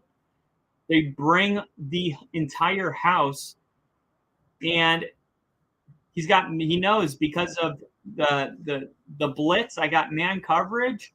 I'm going to throw a jump ball to my big tight end. And I guess it wasn't that much of a push-off looking back on it. It was just, yeah, that's a push-off.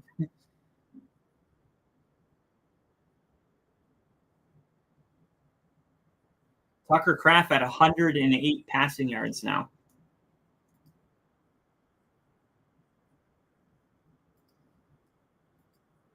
That's what I'm saying. Oh. All right. So the only thing is information on Pat Freiermuth. Is there any update on Pat Freiermuth?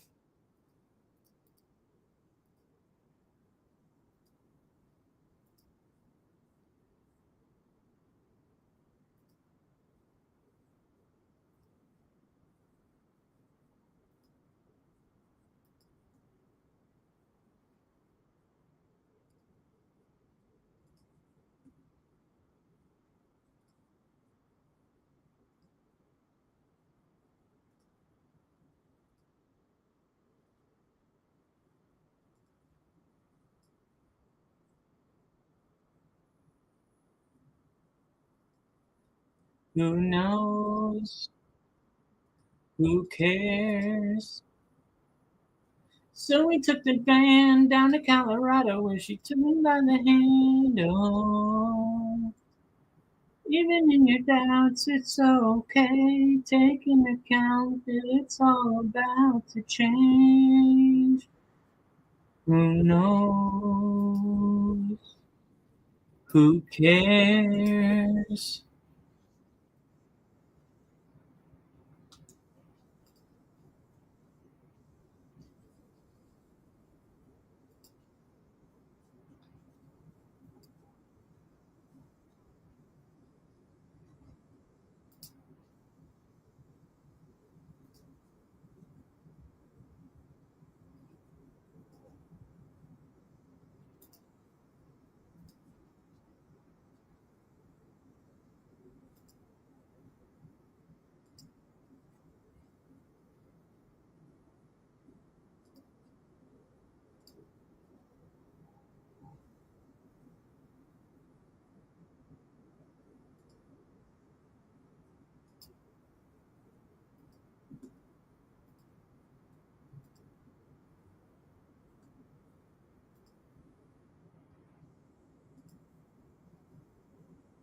All right. Oh, had to get carried off the field.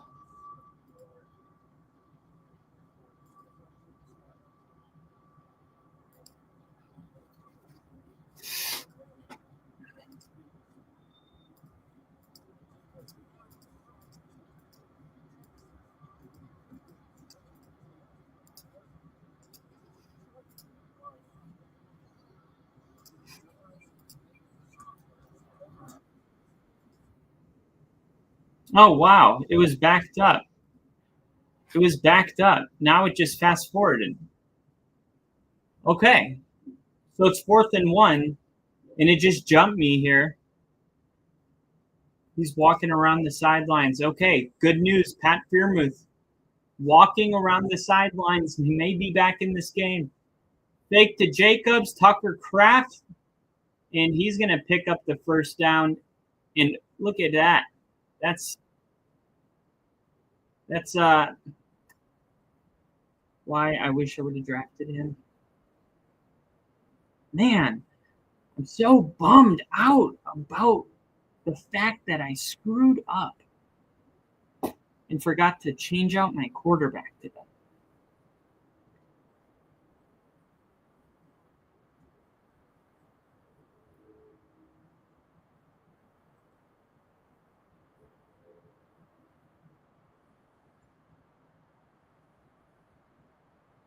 Jordan, quick throw. Tucker Kraft. Saved Jordan Love's life right there. Look at him. Look at TJ Watt coming off the edge. Tucker Kraft, he's going to get the chip here. He's supposed to. And he didn't even have the chance to chip him there, but he made himself available at least. And it's like, hey, well, if you can't chip him, you better be available to catch the ball. Tucker Kraft is going to sub himself out for a second. Who's that top of the screen? Quick throw. He's the blocking tight end. Touchdown. Who is Semyon? Who the hell is Semyon? Sevion Williams. I didn't even know about this guy till now.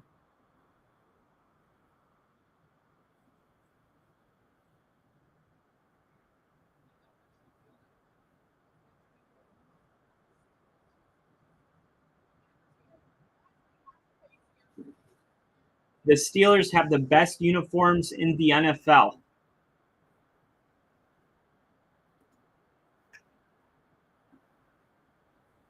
The Steelers have the best uniforms in the NFL. And it's not even close. All right. I'm going to try to post this stream on X saying to come watch. We're going to say, here we go. Share, copy link. We're going to go to X, and we're going to go to Packers Steelers. And then we're going to look at the top post 11 minutes ago. Come watch with us.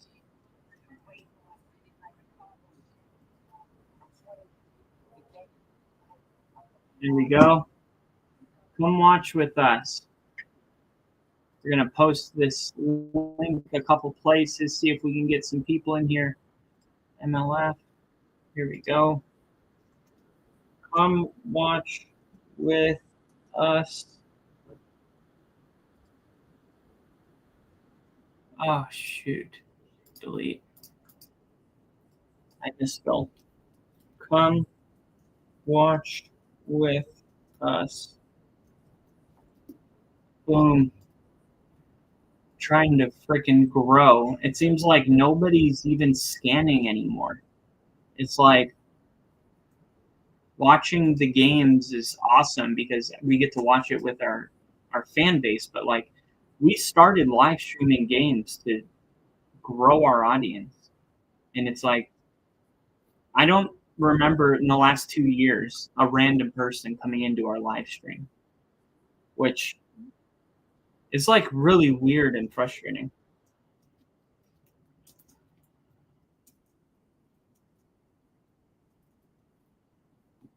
Like that's how we got our very first views, where people just like, oh, they're live streaming the game, we're going to come watch. And that hasn't happened in 2 years. Like, when's the last time you've seen a random person that you don't recognize in the chat?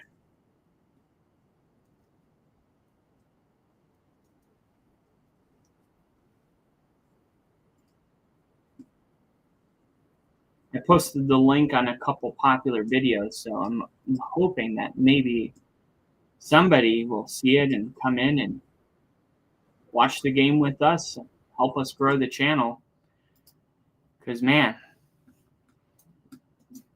it's a lot of hours to put in. I need something back.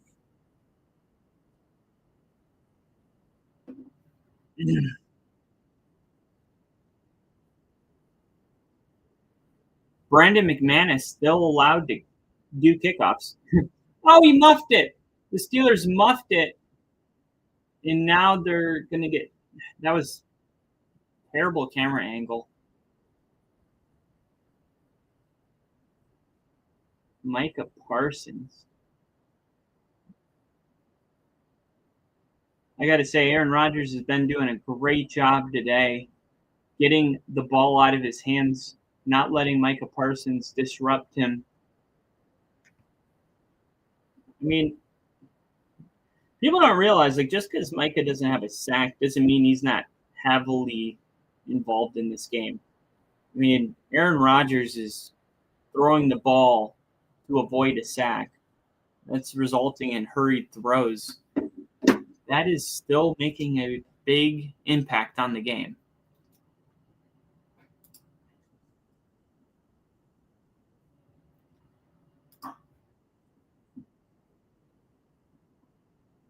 Here we go. Quick throw, DK Metcalf, all the way to midfield. DK Metcalf.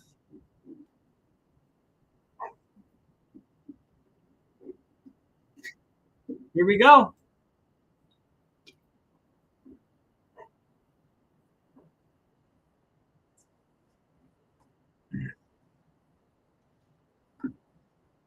And Crafty said, F you, remove those Guardian helmets. You will find the players actually have giant Krang brains underneath.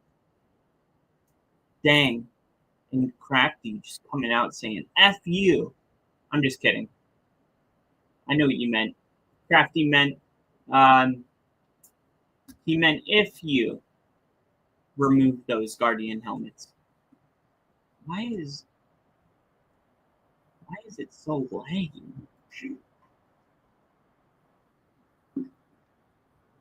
How is this at a commercial break?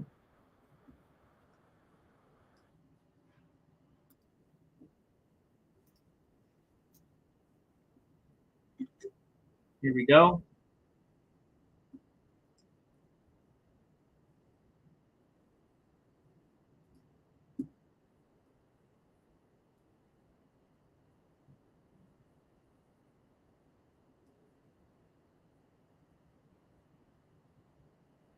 Uh-oh. Free ball on the ground. And it's going to be? Rodgers is saying it was a forward pass. Green Bay ball.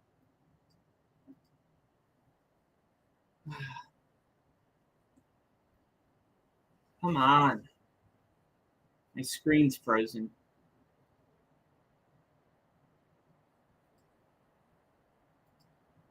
All right.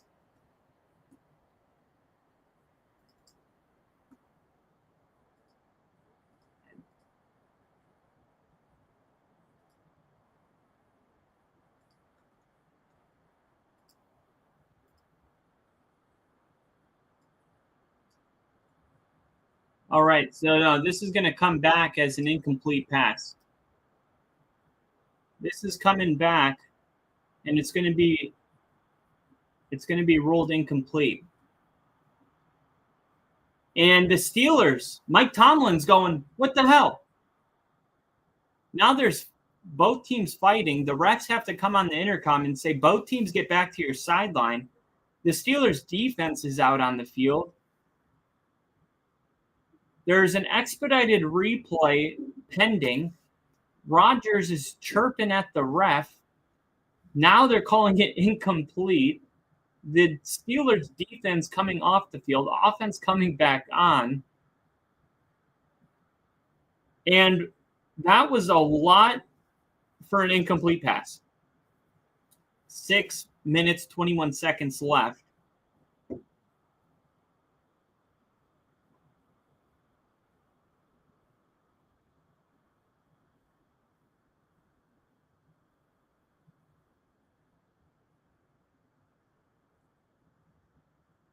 Aaron Rodgers giving credit to Chris Collinsworth. I always mix up Colin Coward with Chris Collinsworth, but Chris Collinsworth giving credit to Aaron Rodgers for knowing that his running back was in the area. And that was definitely a little too close for comfort for Steeler fans. In and out of the hands of Calvin Austin. Can I say something, too, about Aaron Rodgers? I picked the Steelers to win. I picked the Steelers to win the North. And I thought, man, if the Steelers can go 10-2 with Russell Wilson and Justin Fields, imagine what they can do with Aaron Rodgers. And I still have that same belief. But Aaron Rodgers is clearly not the player he was. Like, he looks like an old man out there. Like, it's something that I've never really verbalized, but he's just kind of slower. He's just like, doesn't move his body as well. His balls are he can still throw a pretty ball. I'll give him that. The Hail Mary pass attempt last week was the furthest attempt in the league for a while. But here, look at this is 2022. Just look at Aaron Rodgers. Look at this. Now they're showing you the way he sounds, but watch the way he moves. All right, that was the worst example possible because that was his best throw of the game, maybe, but you guys see it. Surely you see it. Like, and it's like, yeah, that's not really a profound thought. The 40-year-old lost his step. It's just, I don't know. Like, last year it was hard to tell. Like, okay, how much of this is just the Jets are a terrible organization? But I think this year, like, I think last year he even looked, I don't know, he looked better. Like, the Steelers are just a better overall team. So I think the Steelers can hide Aaron Rodgers' deficiencies. I think that's a big reason Rodgers chose the Steelers was like, I want to go to a team that can cover up my deficiencies, not exploit them. Like Peyton Manning, at the most vulnerable part of his career, the guy couldn't complete a 30-yard pass. I mean, people don't realize how bad it was. Week 17, the Broncos were playing the Chargers. Manning was our backup, and he didn't even have an injury. He wasn't even on the injury report. He was just not better than Brock Osweiler, so he wasn't starting. If Brock Osweiler doesn't throw 3 interceptions in the first half, Peyton Manning doesn't come in, win that Chargers game, and go on a playoff run and win the Super Bowl. People forget how unlikely. All they remember is they had a good defense, but they don't understand how unlikely. That was the unlikeliest of years Manning would have won out of those 4. But the defense, it took a big blanket and it covered up all of the inequities, all of the insufficiencies, all of the mistakes and blemishes that would normally be glaring. Ha ha! Look at Peyton Manning. His arm is a noodle and he can't throw the ball 30 yards downfield. Instead, we were watching Von Miller strip sack Cam Newton 3 times in the Super Bowl. And I think Aaron Rodgers realizing, hey, I'm getting to the part of my career where I'm going to need to go to a team if I want to play one more year and have a real Super Bowl chance. I need to go to a team that doesn't need me to be a hero, but can be a hero all around me. I need heroes everywhere. I need a TJ Watt hero. I need a Jalen Ramsey hero. I need a DK Metcalf hero. I need a Mike Tomlin hero instead of, what he did his whole career was, hey, don't worry about drafting a wide receiver in the first round. I'll make it work. I'll make it happen. I'll win MVP for the second consecutive season. And that's just not where Rodgers is at. And I think it's working because nobody's really talking about Rodgers doesn't look that great this year. No one's talking about it.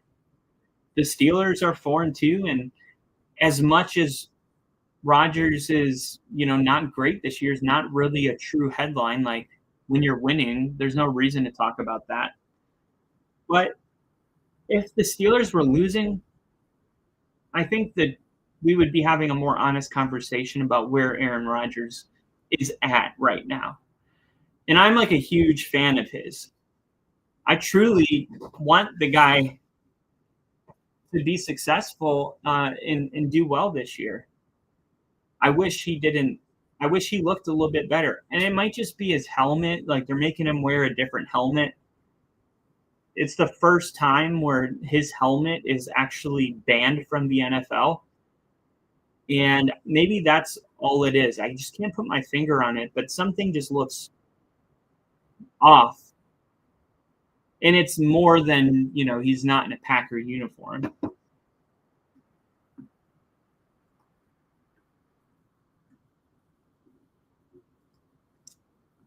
Crafty says Chris Boswell has carried the Steelers offense tonight. Yeah, and think about it, other games as well.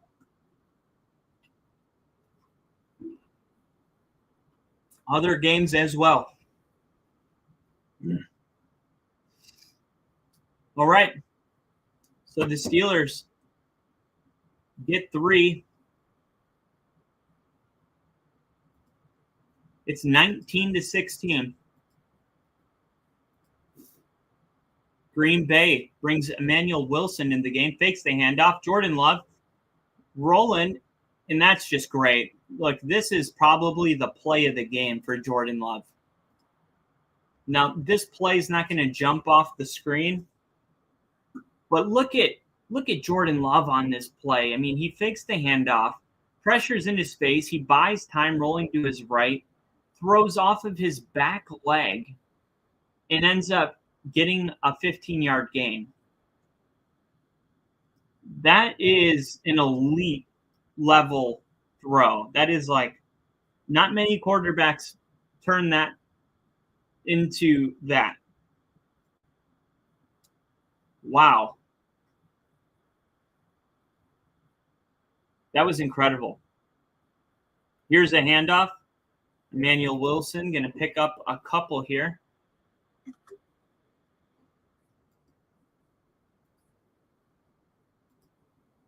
Ooh. And Elliott, who was a part of that tackle on Tucker Kraft after the big play, he will not return in this game. He was in so much pain. He was yelling out in frustration. Tough loss for this guy who lost more than just this game. Looks like his season is gone.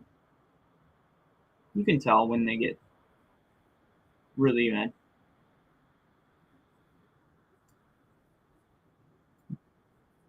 Malik Heath picks up the first down.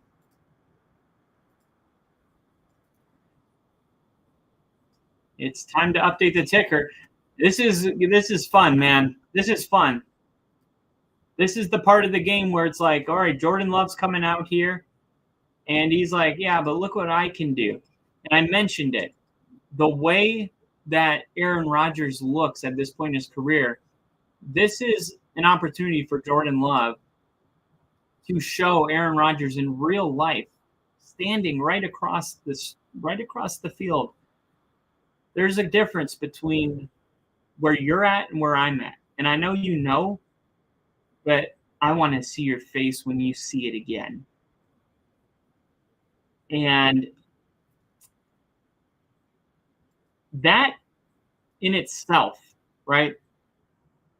I don't know what type of energy that's going to pull out of Aaron Rodgers, But if Aaron Rodgers, if there's one game where he's going to go back and play like his MVP self, it's going to be in the fourth quarter of this game. I always call it the you can't beat up your dad effect.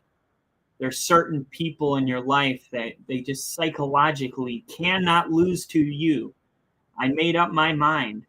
It's Tony Robbins says there's nothing more important in life than your identity. If you identify as an athlete, then as soon as you see yourself getting out of shape, you're going to be so uncomfortable because you won't even recognize the person that's looking back at you. You'll say, who am I? I'm lost. And you'll become obsessed with regaining whatever it was that you lost if, you can't run and throw anymore. Aaron Rodgers psychologically has to be better than Jordan Love tonight. He said it was just another game. There's no way. And if Jordan Love gets the go-ahead touchdown to make it 21-19 on this drive, I expect an Aaron Rodgers to be unleashed that defies everything we understand, right? It's like momentum. Well, what is it? I don't know. But when you feel it. And science, you can't measure it. You know what I mean? It's just it's something that you feel. It's an energy. What Aaron Rodgers we get in the fourth quarter, I believe, is going to be something that can't be quantified, can't be measured. It can only be seen and felt. And I think that's what we're in for in this fourth quarter. Because of something as simple as I cannot get beat by Jordan Love and the Packers. I can't let it happen.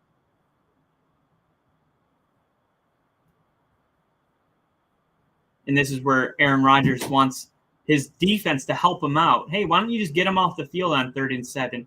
Jordan Love rolling back of the screen, going deep downfield. Caught Christian Watson. It looked like it was going to be an easy interception, and it sailed over the head of the cornerback for the Steelers. Jordan Love, there's a flag. Jordan Love signaling that it's on the Steelers. Before the pass was thrown, holding. Defense. Wow. Wow. Wow, wow, wow. Look at this throw. This is about a centimeter away from being a great throw to a dumb, reckless throw. And, man, you talk about body position. Look at number 22. He turns his back so early. If he would have continued to play the ball and turn his back a second later, he could have made a play on the ball. But he turns his back way too early and resorts to backpedaling, just not in good position. And we're going to go to the fourth quarter like that.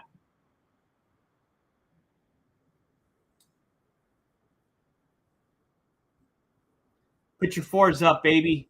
Put your fours up. Ladies and gentlemen, it is time for the fourth quarter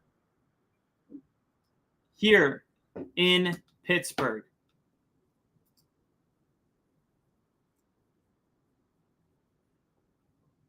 What a fourth quarter this has been.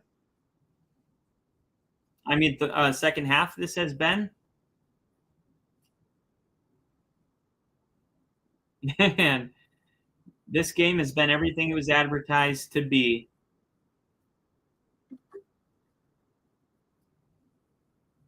It really has, man. This is exactly how I thought this was going to go. And I was trying to see actually what my prediction was on this game when I pulled it up earlier. What was my official prediction? Banners, media, what was it? Background? Yeah. Add files, screenshot. Here we go. What's happening? Snap your bangles. Do you step? You can beat the Jets by yourself. Let me see you do it. Do you step? You can do it all by yourself. Let me see you do it. Let me see you do it. Beat the Bengals. Do it, do it, do it. Don't drop with it. Beat.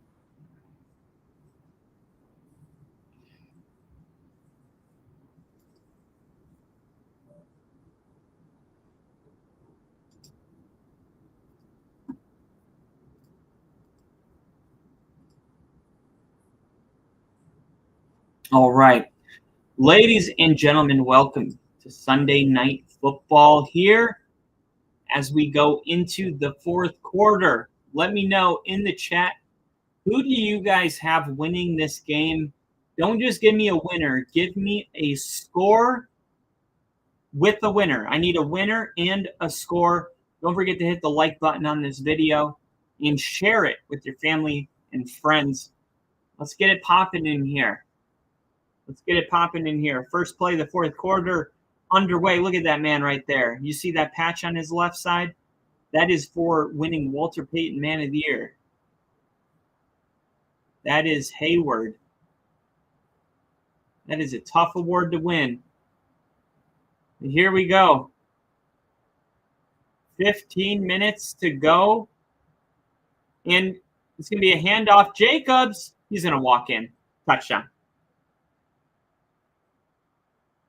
Touchdown, Packers. And they're going to go for 2. They're going to go for 2 here to make it a 3-point game. Hi, Woody.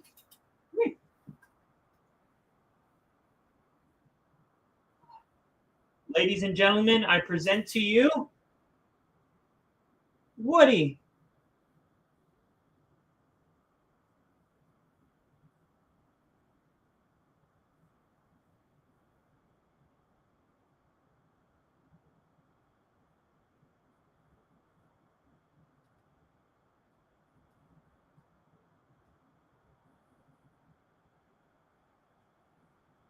Wide open Romeo Doubs.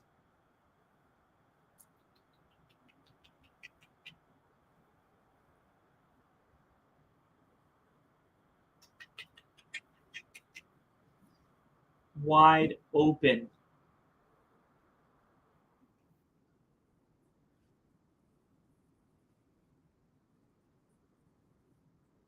Not the farmer's dog. Not the farmer's dog, Woody. Not the farmer's dog. Because you're the farmer's dog. You're the farmer's dog.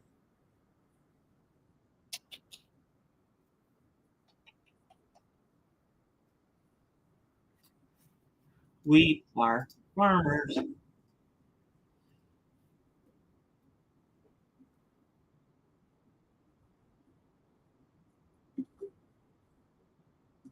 We 2 to 19, and we are in for a game. We are in for a hell of a fourth quarter.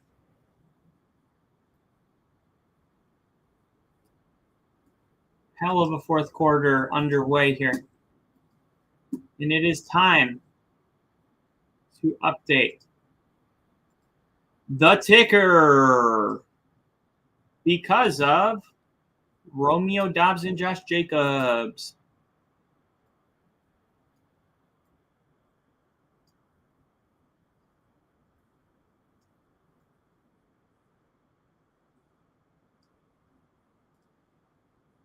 There we go.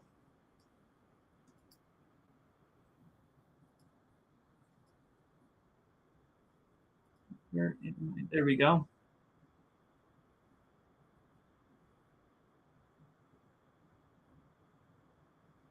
And we got user 6554. It's Dalton and Jen. Go Pack Go.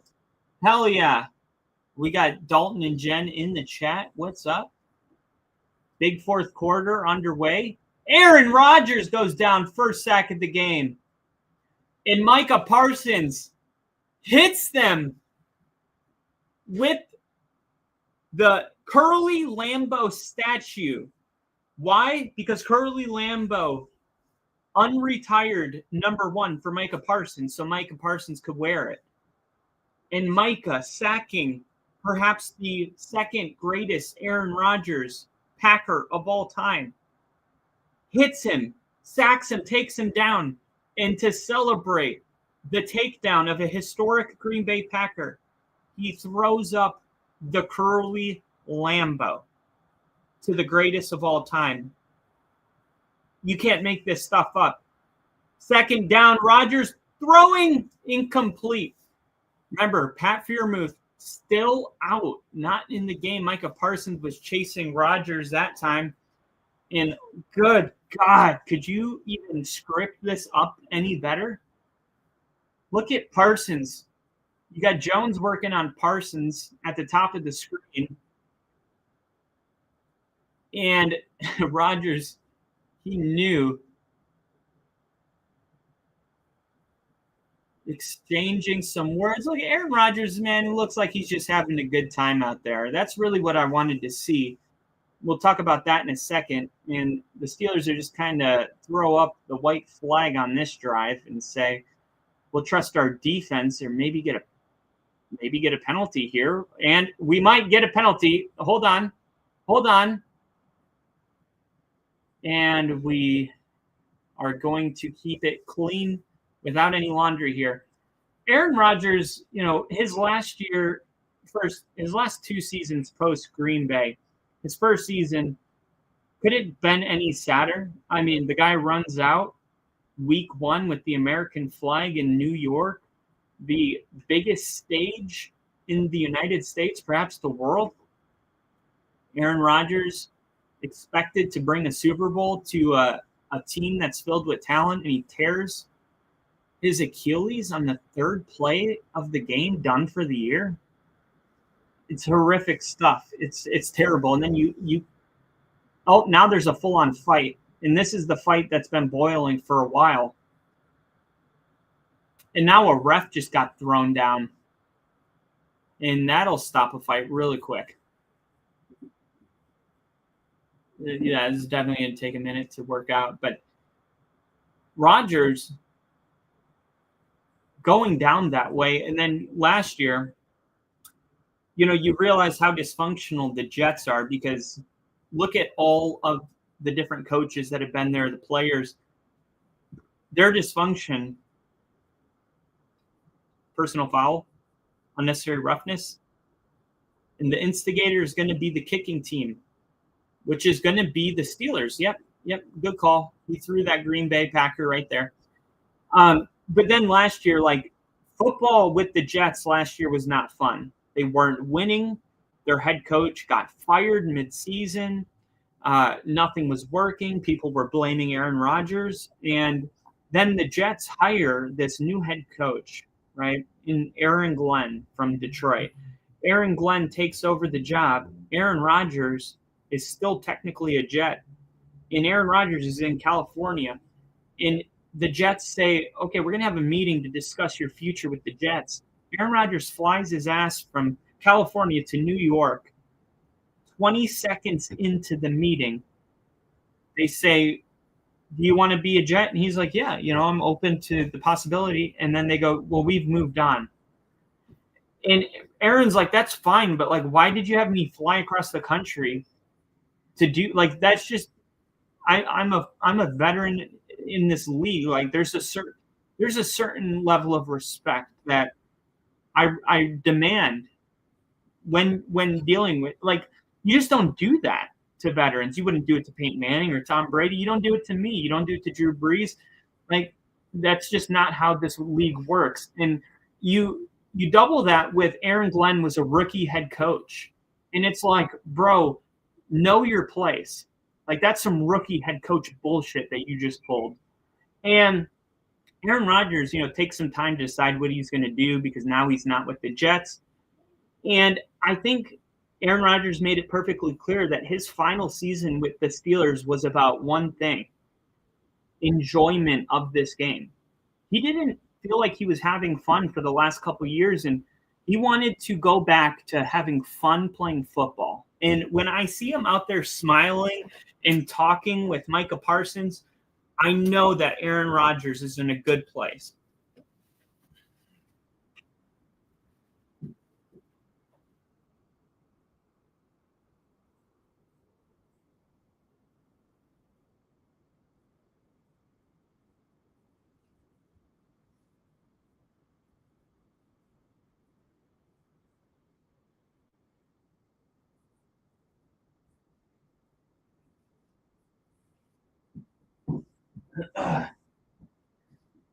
All right.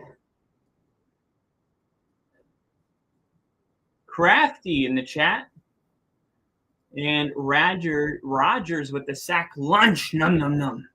Steelers are such a disgusting team. Whoa, Crafty. Crafty just going straight for the racism. I'm just kidding. Just like, dude, the Steelers are being disgusting.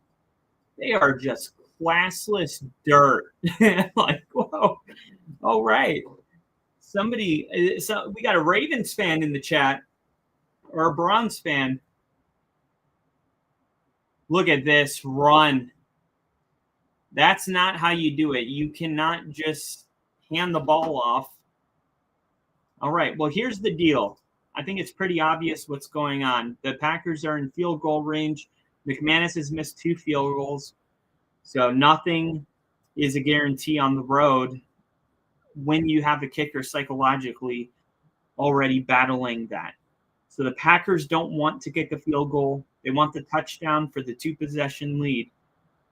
For the Steelers, it's just bend but don't break. You can do anything besides give up a touchdown. Here we go. Quick throw to Emmanuel Wilson, who's running the football. That shouldn't be a flag. That shouldn't be a flag. Hey, keep your panties on. Relax. The physical game. That one looked like a little bit of theatrics there from Emmanuel Wilson. 2nd and 7. Not terrible for the Steelers. Steelers trying to get a stop here. A lifetime to go in this game, by the way. 11:30. This game does feel like the second half is taking its sweet time. First half went by pretty quick. 3rd down here. And now we got an injured Green Bay, which is part of the reason, an injured Green Bay Packer, which is part of the reason why the second half has been going at the speed it is because there's been injuries. That is, I think, the 3rd or 4th injury here just in the second half.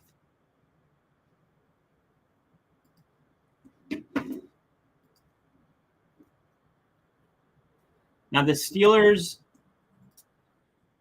defensively, when it comes to stopping the run, they're 18th, giving up 115.8 rushing yards per game. Green Bay's 3rd. They're giving up less than 80. So that's important for 2 reasons. One, these 2 teams are I think they're like the inverse of each other in a way. I think the Packers are the better team because they have, better running back, but I think then the Steelers have the better wide receiver in DK Metcalf. Packers don't have a DK Metcalf. They have some good weapons, but they don't have a DK. But these teams are very similar in how they come into the game. Strategically, they want to be balanced. Their perfect game plan is 20 passes and 20 runs. Here's a quick throw to Tucker Kraft, and Tucker Kraft on National Tight Ends Day will go in for the one thing the Steelers couldn't allow, a touchdown.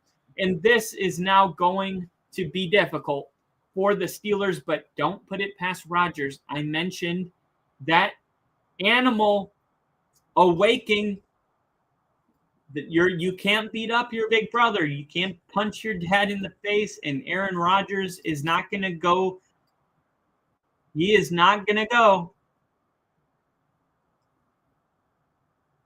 if you thought Aaron Rodgers was going to go gentle into that dark night, you are wrong about that. He will rage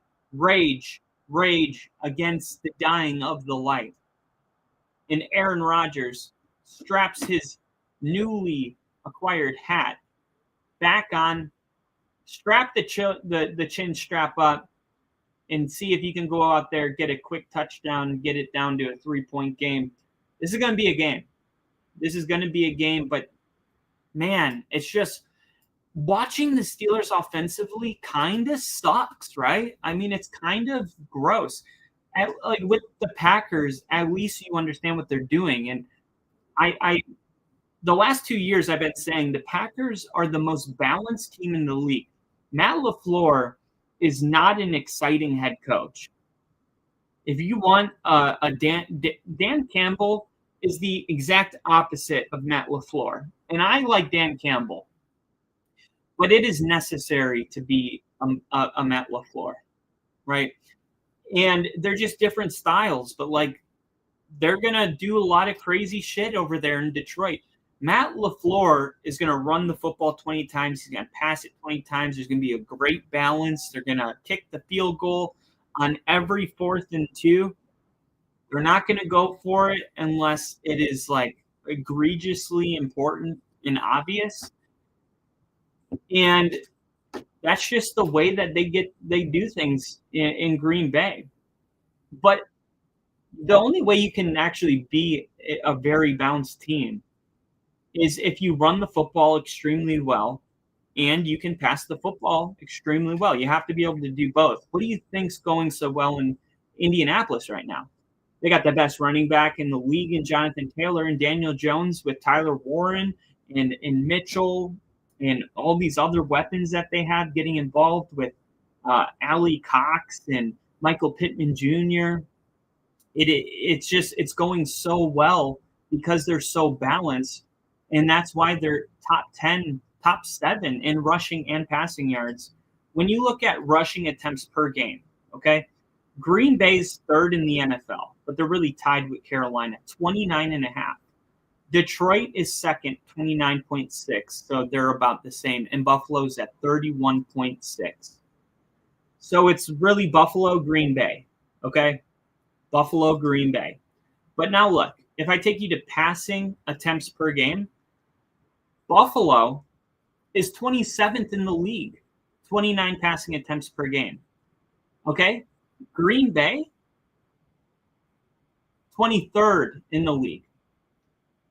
So Green Bay is going 29.3 versus Buffalo's 29.0. It's very, very similar to Ken Dorsey. Ken Dorsey, Arthur Smith. These guys want to run and pass exactly 50-50. But you go into this game going, okay, both teams are going to want to run and pass. Who's going to have more success? And like when Green Bay's 3rd in the league at stopping the run, I mean, you're like, okay, well, the Steelers aren't going to be able to run. And then the Steelers are freaking 115 or 18th in stopping the run. So it's like there was mismatches right away. It's like both teams want to run, but only one team's going to be able to. And it's going to be the Packers. And you see the Steelers continue to try to run. They're trying to do it.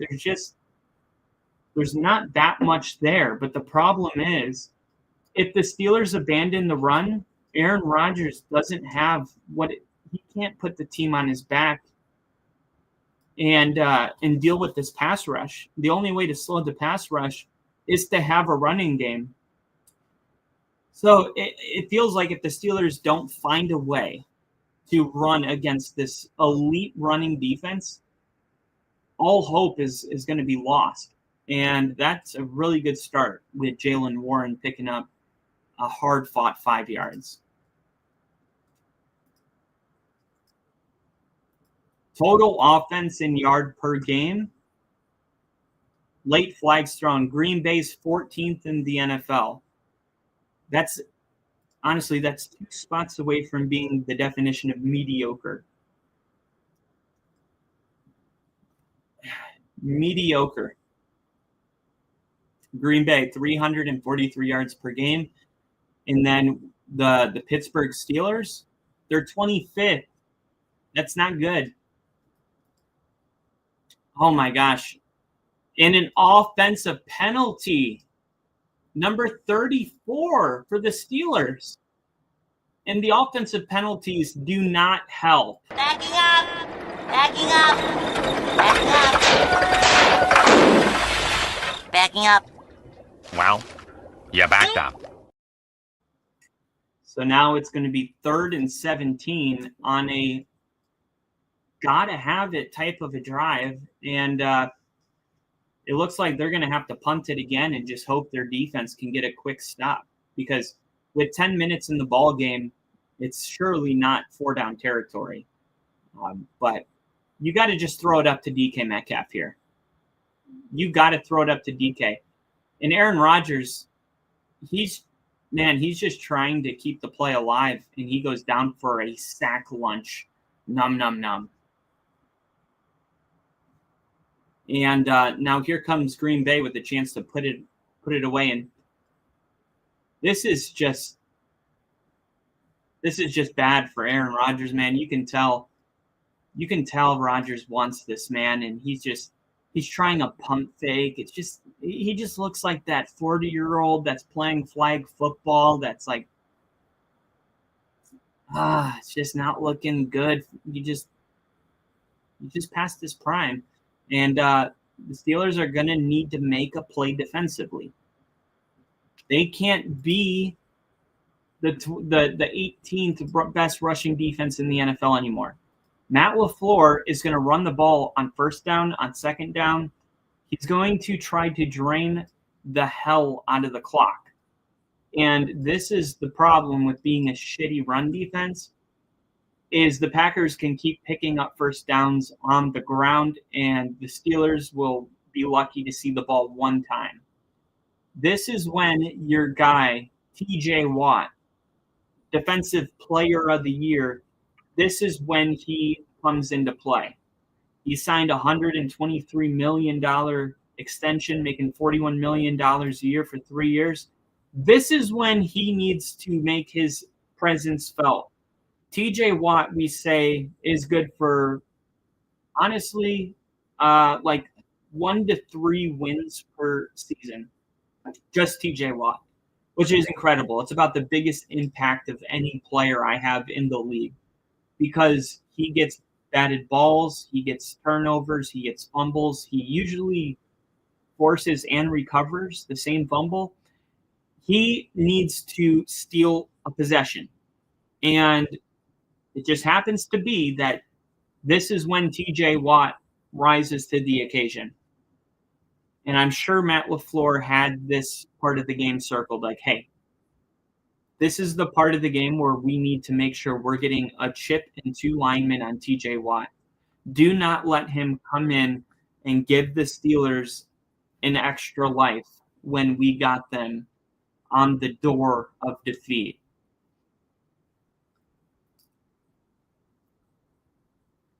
And Lily said the game is over. It is not over. Dude, I just saw my team score 33 points in the 4th quarter. If there's one thing, like, if you're going to be a good fan, you're going to not talk like that. Because if you're going to celebrate when they win, then you need to be optimistic when they're losing. You can't just be crapping on your team when they're down 10 points with 10 minutes left in the game. Like, come on. Have some faith. Gosh. Have the ability to endure a little adversity without just saying that it's over. It's not over yet. Obviously, there's 9 minutes left, and it's a 10-point game. You're Aaron Rodgers or Jordan Love throwing downfield, and this is a very similar situation to before, where the Steelers can give up the field goal, they just can't give up the touchdown. Keep it a 2-possession game. Tucker Kraft, 131 yards.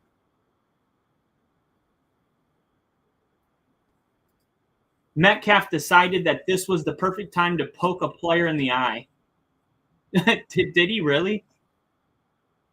Fuck the refs and fuck the Steelers. Refs fucked us of a win. Are you guys like 4 minutes ahead of me or something? I'm at 8 minutes right now. Am I the only one that's at 8 minutes?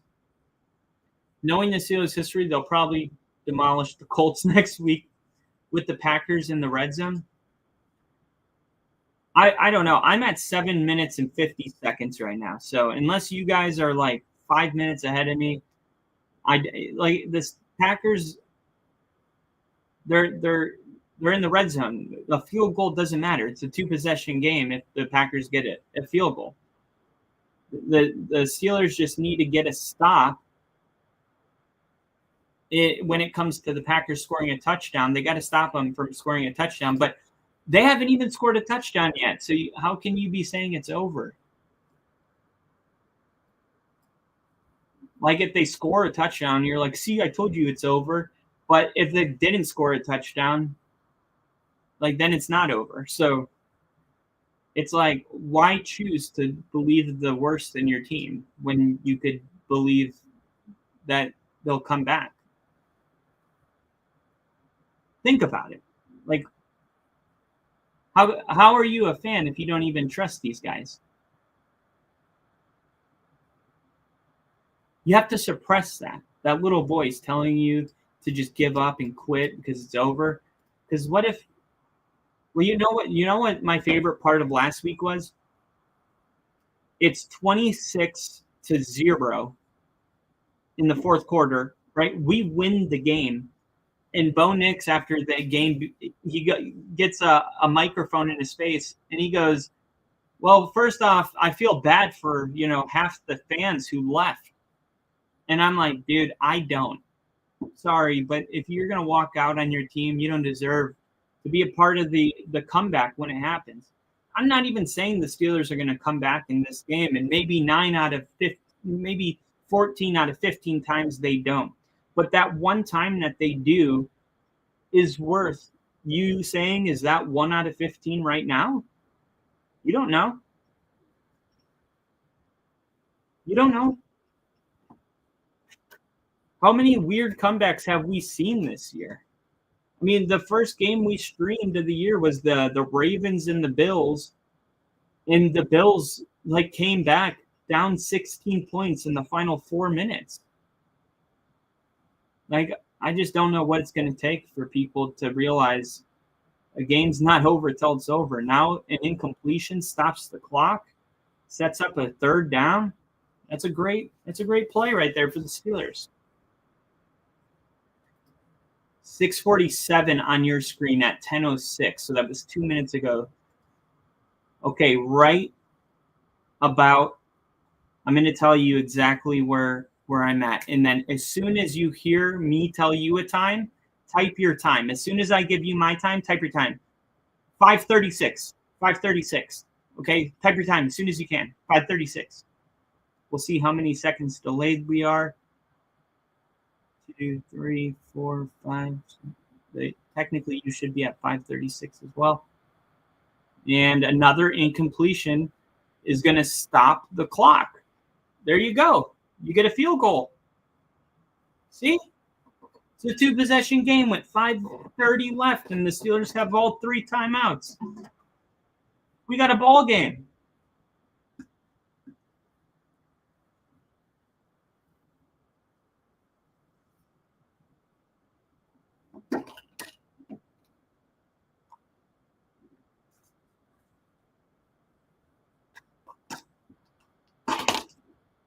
Man.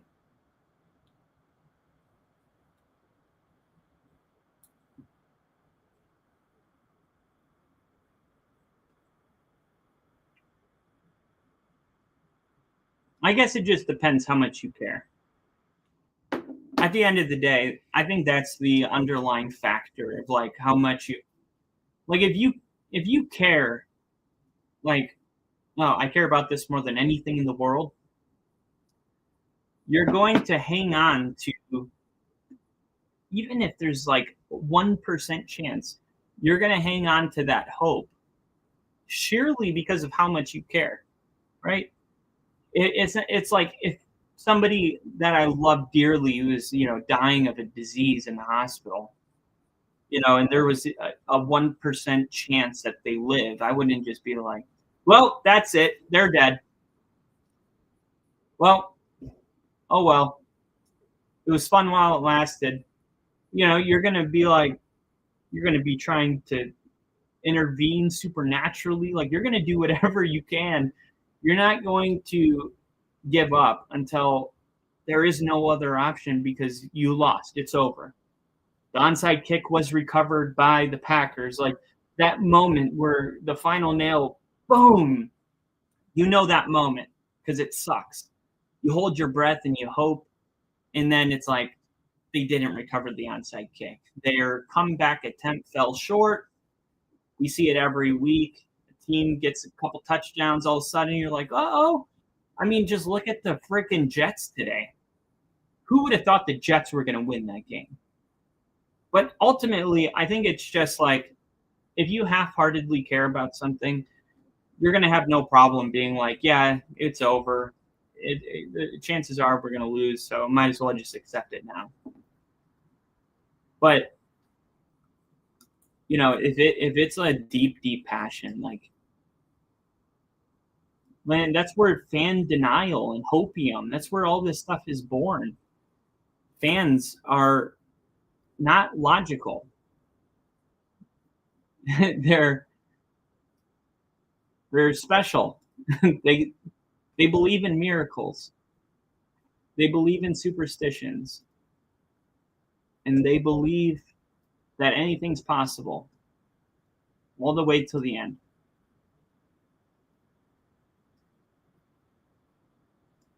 And that's why Modelo is the official beer of the NFL.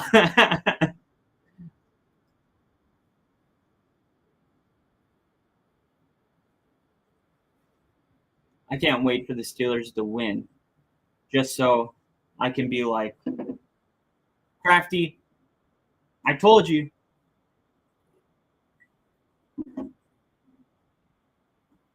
All right. So the Steelers have 2 timeouts. They need to score a touchdown with 3 minutes left. Okay, 3 minutes has to be left on the clock. Ideally, then you can use your 2 timeouts, save the 2-minute warning, and you got to get a 3 and out. You can kick it off normally. Okay, that gives you a minute and 37 seconds here, or a minute and 17 seconds. Honestly, that incompletion's probably a good thing because they would have gained 3 yards and lost 30 seconds. Now, Aaron Rodgers is slow, and we've been talking about it. We're going to need Aaron Rodgers to operate this hurry-up offense at a fast speed. And that's not going to cut it. Let's see whose ball it is. I was just about to say, like, that's not going to cut it. Good. Well, for now, they're saying it's Packers ball. What are you guys doing throwing the ball, this dink and dunk offense? You got to push the ball down the field.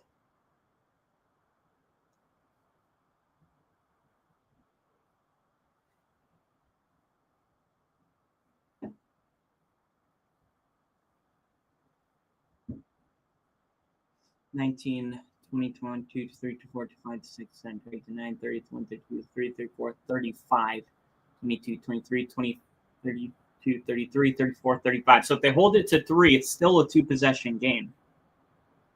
But now they have to use their timeouts. And I don't understand why Aaron Rodgers is throwing 4 yards downfield. Like, push the ball downfield. Would it kill you to take a shot?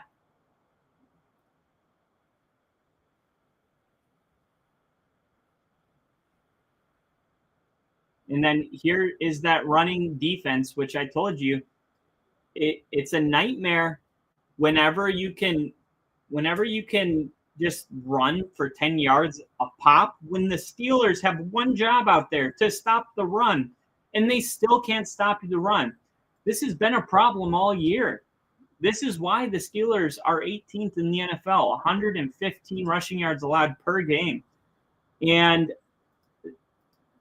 it sucks too, because like this was a good opportunity for the Steelers after losing a disappointing game against the Bengals to get back on the big stage on primetime, show the world what they're about, and they just can't get a stop on defense. And they're not even running with Josh Jacobs. Look at the Packers' upcoming schedule. They got the Panthers, then they play the Eagles and Giants. Those are tough. And the Vikings, Lions, Bears. I mean, I don't know. I could see them going 4-2 in that stretch.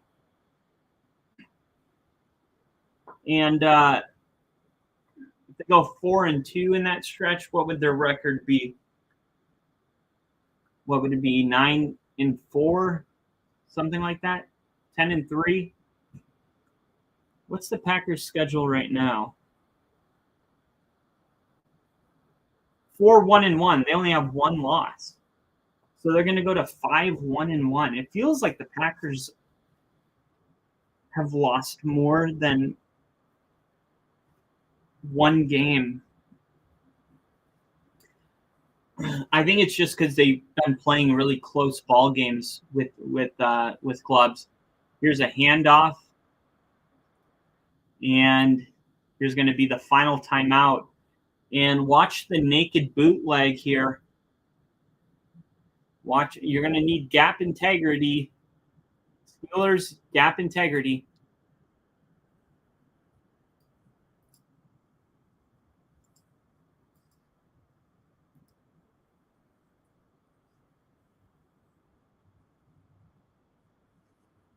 They have the Colts, then they have the Chargers, and they played the Colts in Pittsburgh.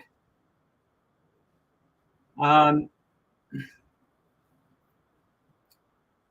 means Pittsburgh's going to be an underdog at home, which is crazy because Mike Tomlin's the most profitable coach in the league as an underdog at home.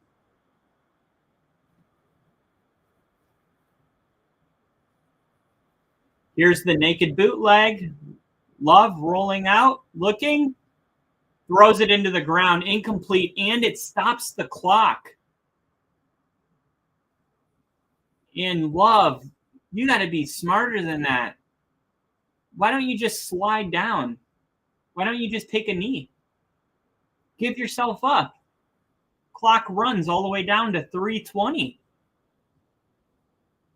See, those are the type of mistakes that they can end up costing you the game. And you can see it in Matt LaFleur's face. He knows it. He knows it. And look at all the Steeler fans that left. A 2-possession game with 4 minutes left. Unbelievable.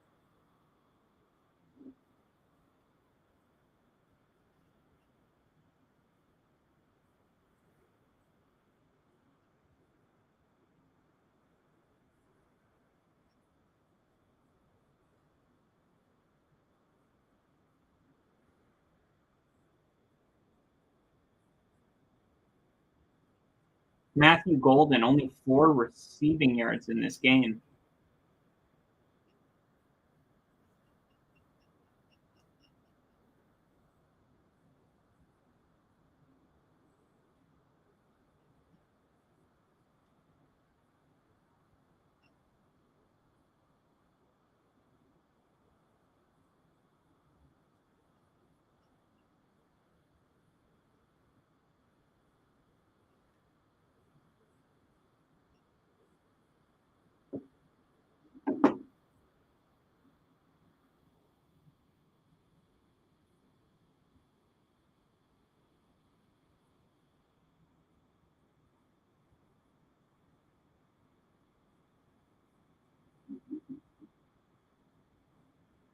All right. Well, we're going to have to take a shot here.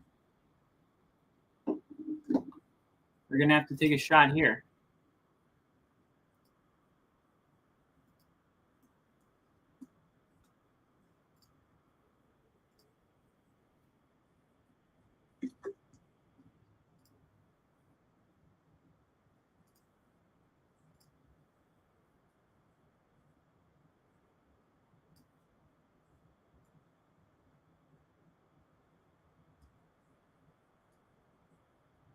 Here we go. Quick throw. Caught. Austin on the sideline. That's what I wanted to see on the last drive.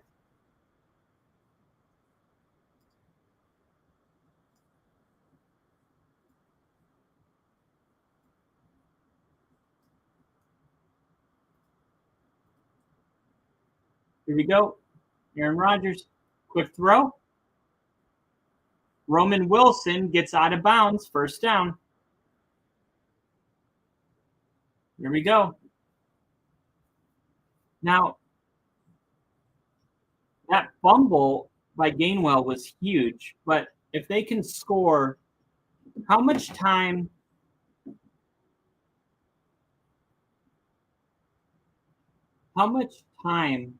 do you need to be left on the clock for a team with no timeouts to get the ball back if a team runs it 3 times in a row?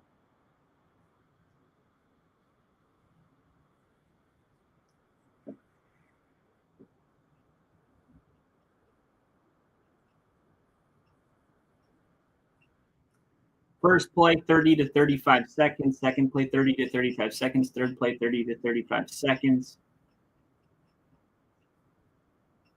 A team with no timeouts needs approximately 100 to 120 seconds, roughly 2 minutes left on the clock to get the ball back after an opponent runs 3 plays in a row.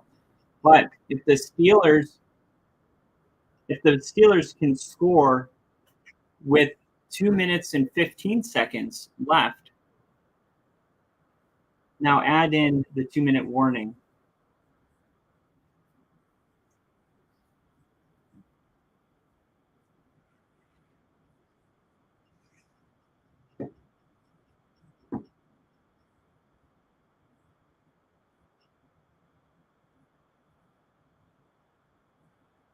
So if they can score with 2:45, they got to take a shot. There we go. Where? Oh, he dropped it at the last second. Dude, how many times today have the Steelers been right there with these amazing catches and then they just drop them? Whether it's DK Metcalf, Johnny Smith, Austin.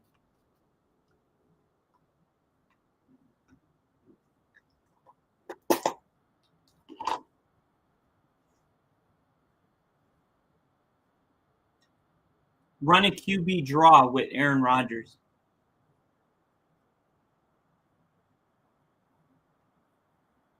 There it is. DK Metcalf, first down. Got to go quick. Take a shot to Metcalf. Take a deep shot to Metcalf.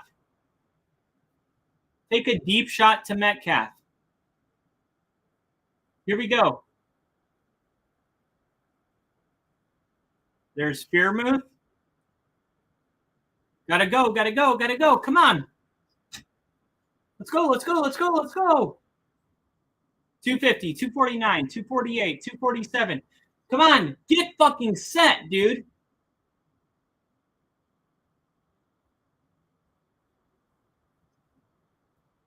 Take a shot.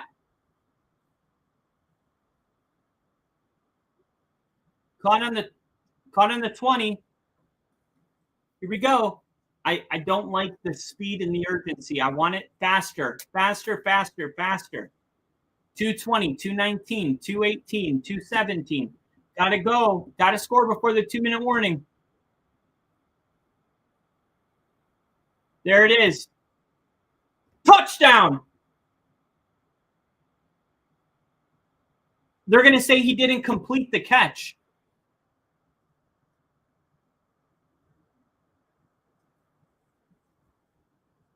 We need to take another look at that. That's a touchdown. No, that's a touchdown. That's a touchdown. 1, 2, 3. That's a touchdown. That's a touchdown, baby. I told you, they are going to make this a game, and they just did it. Touchdown. Told you.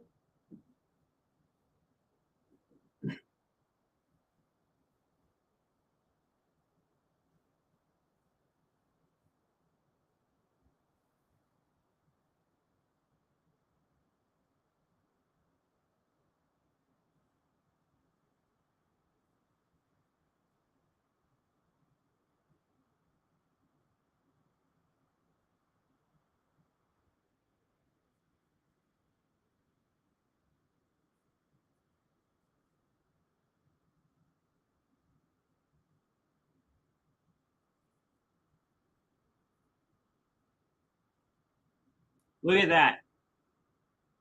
Aaron Rodgers keeping his head downfield, keeping the play alive, throwing a good pass.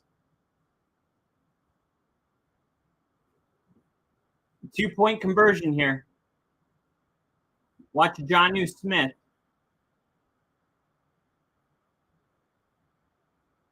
Oh, and a late flag comes out, and it's going to give the Steelers new life. It's going to be on Green Bay. That would have been game. But the pass interference call is going to give the Steelers a chance.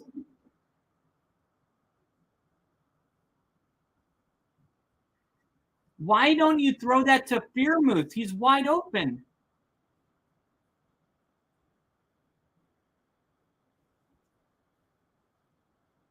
Look, if he throws that ball to Freiermuth, that's a 2-point conversion.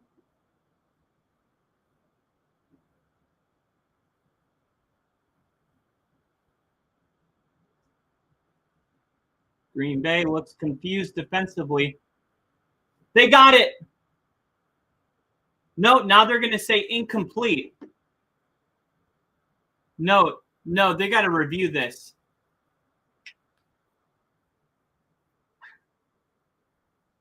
Let's see.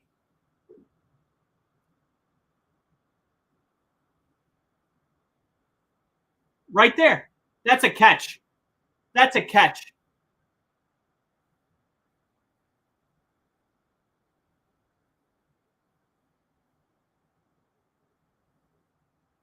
Why does he need to take an additional step when he has control in the end zone?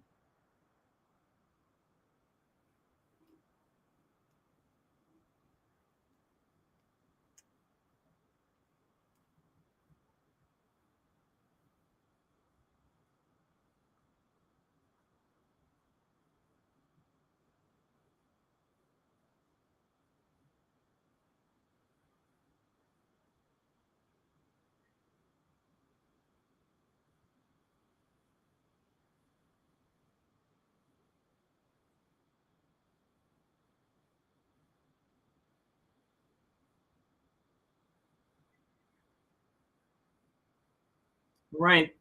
So Pittsburgh's going to declare an onside kick here.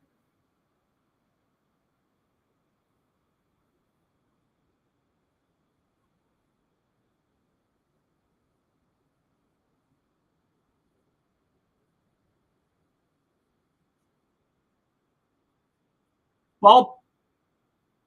Oh, a good pop-up in the air. And now the Packers will run their first play. It'll go to 2 minutes. They'll run a second play. It'll go to 1:25. Then on third down, it'll go to 40 seconds, and they'll punt it.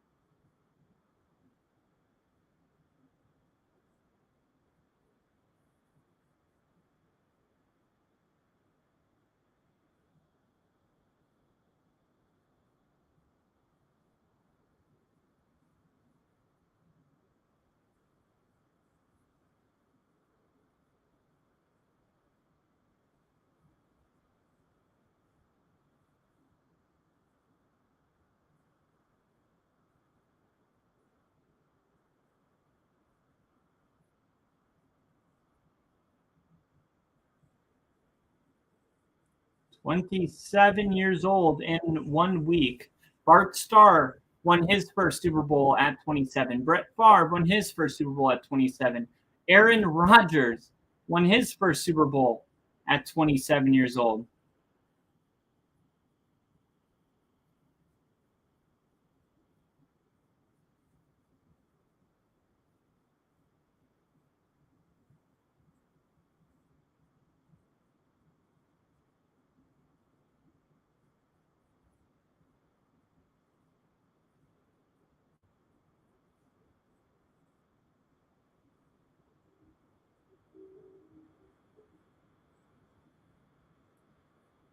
Was he dinged up before the 2-minute warning?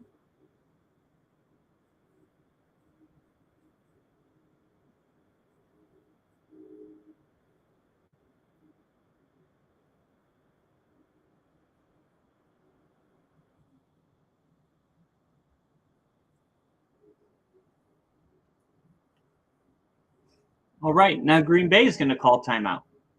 Why?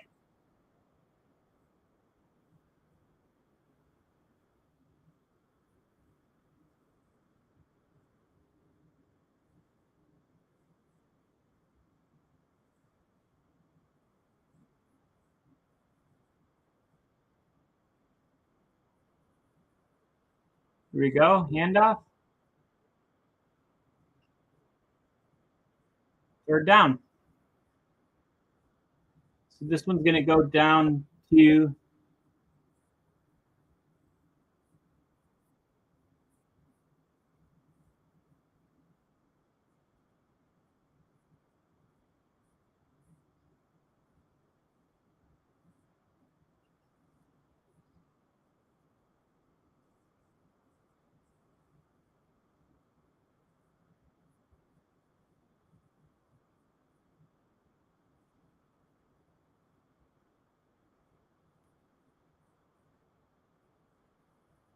here we go. Handoff. First down.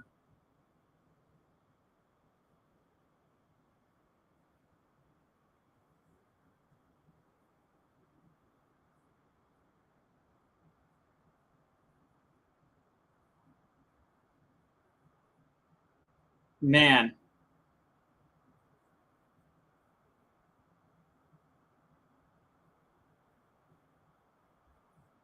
At the end of the day, man,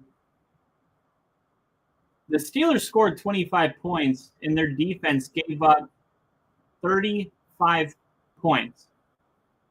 Now, this is why things are really weird right now for this defense. I don't know what's going on, and I'm looking at the last-minute handshake.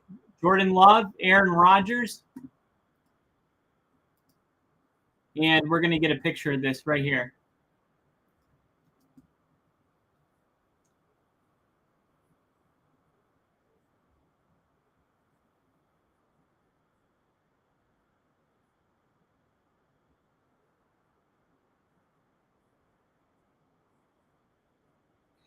Man, this might be that mid-season game that Aaron Rodgers if you're a Steelers fan, that you want Aaron Rodgers to have. What the frick?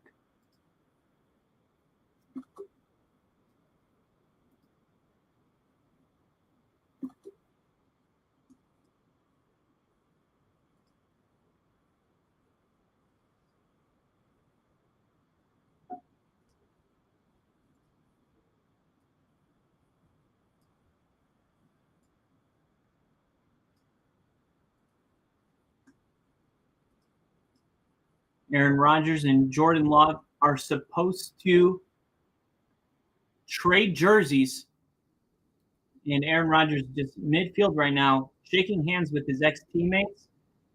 Ginger with a fiver. Been here listening the whole time, just chilling. Good stream, sir. Go Colts. Long live Bill. Love you, brother. Thank you. Thank you very much. Thank you for the super chat. And thanks for keeping me on the airways. Aaron Rodgers, man. I think this is an important one, and I'll just roll into the recap here. Obviously, a disappointing win for Steeler fans. They just came off of a disappointing loss Thursday night, and they had extra time to prepare for this game. And unfortunately, the flaws that we saw from the Steelers 10 days ago, which led to Joe Flacco being able to drop 33 on their head, a game where Jamar Chase had 161 yards and a touchdown. You started wondering, like, oh, there's some real things to be concerned about within the Steelers. And it doesn't have to do with the offense, which is weird because that has kind of been their thing the last couple of years is, wow, the defense is great if they could just get an offense. I mean, you got a Steelers team who, in their last 2 games, right, they've scored 56 points, and they went 0-2, okay? I'm going to make a note of that right now. They've scored 56 points, and they're 0-2. That is because the Steelers defensively have given up 68 points.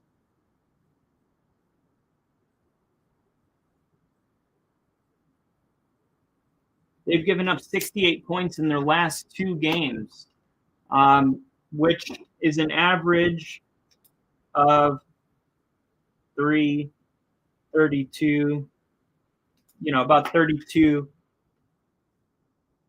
and, almost 33 points. See, 34 points. The Steelers have given up 34 points per game in their last 2.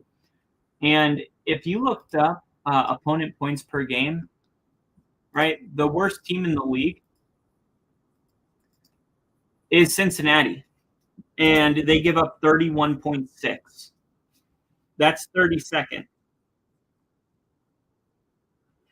The 31st worst team is Dallas. They're giving up 31.3. Baltimore is 30th. They give up 30.0. So then you have the Steelers in their last 2. 34 points per game.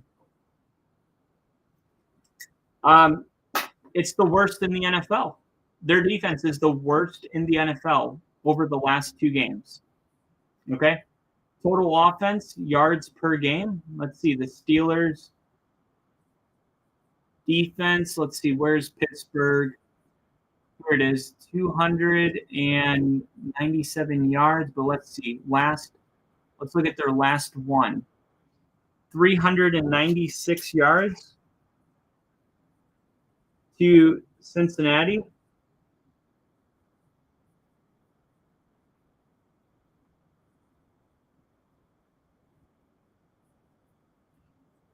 And let me just double check that the Bengals-Steelers game. Let's go team stats, total yards. Bengals. The Bengals had 470 yards. So that 396 must be today. Let's go team stats, total yards. No, hold on. 454 total yards. How is I don't get it. When I look it up, it says that the Steelers last game they gave up 396 yards. But when I click on the Bengals and go to team stats, the Bengals had 470 yards of offense. 328 yards passing, 142 rushing. So that equals 470. So how is it that they're saying they only gave up 396 yards? You know what I mean? Look, And maybe I'm missing something, so maybe you can help me. But look, this is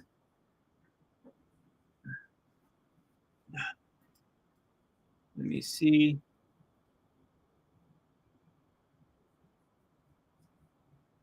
Okay, see, this is yards per game.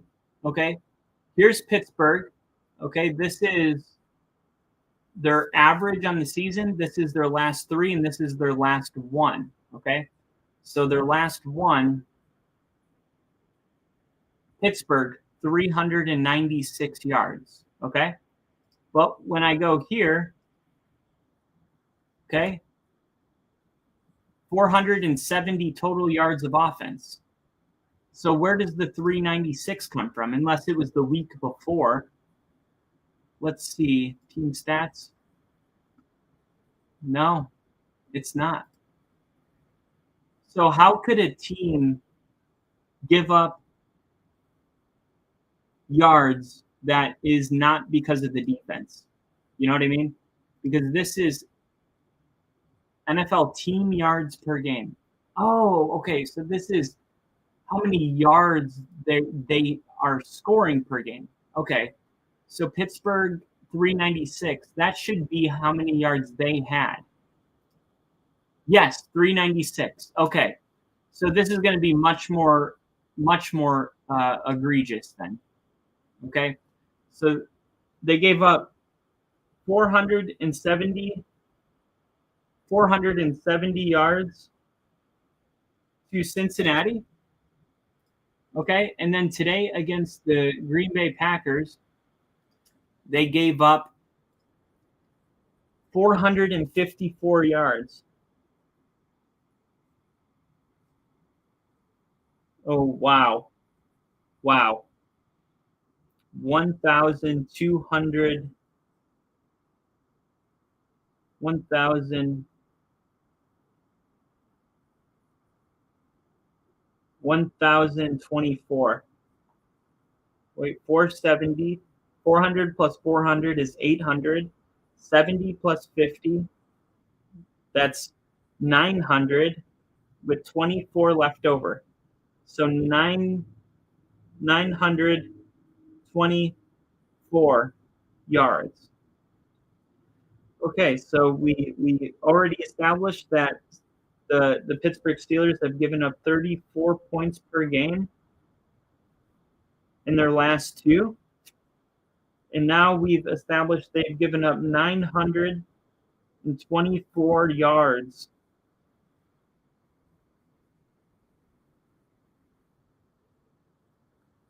in their last 2, which would be 4, 12, 6, 2, 462 yards per game.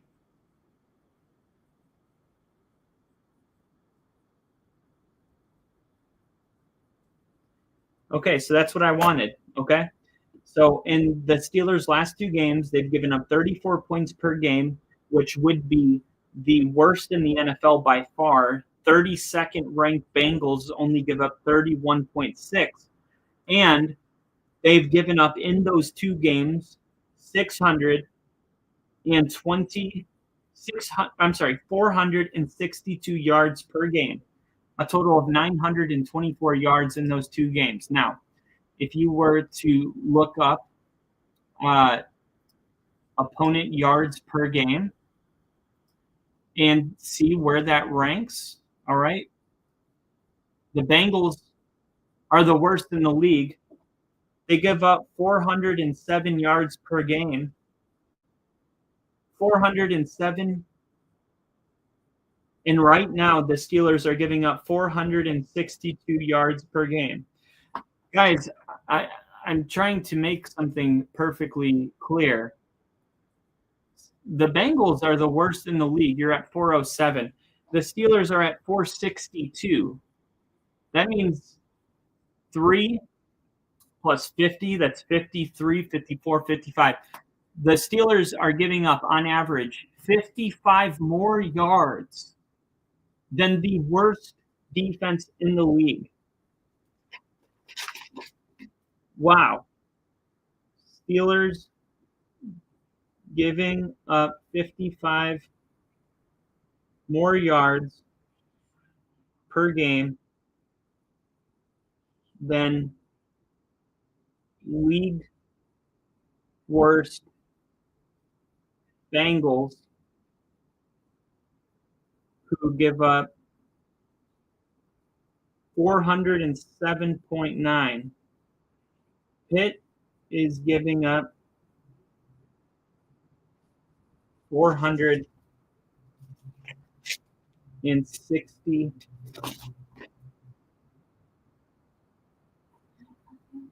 462. You're right there.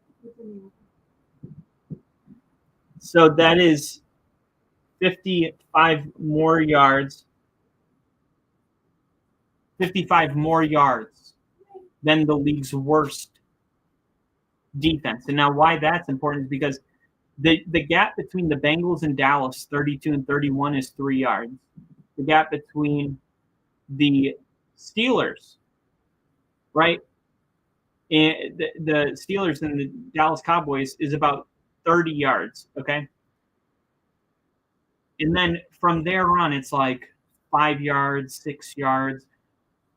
The fact that the Steelers are 55 yards below the bottom-ranked team is alarming.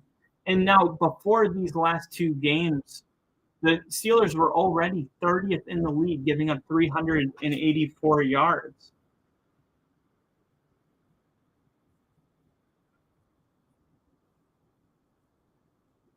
Wow.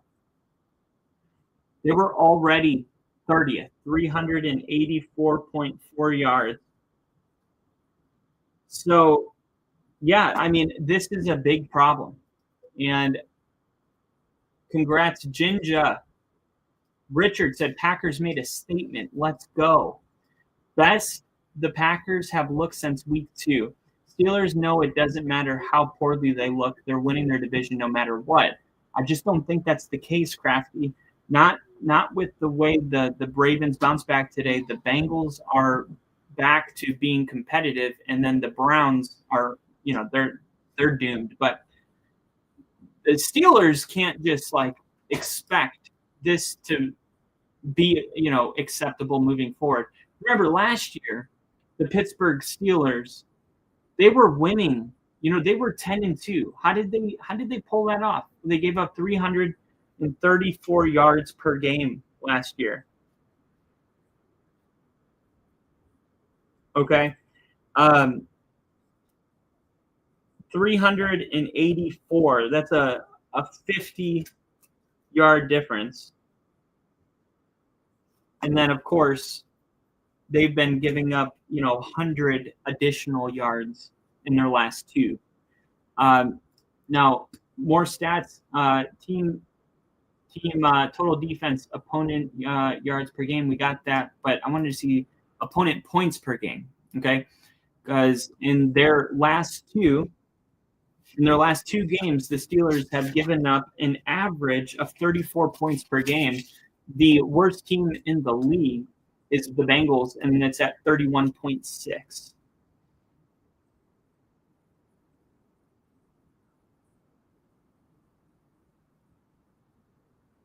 Wow.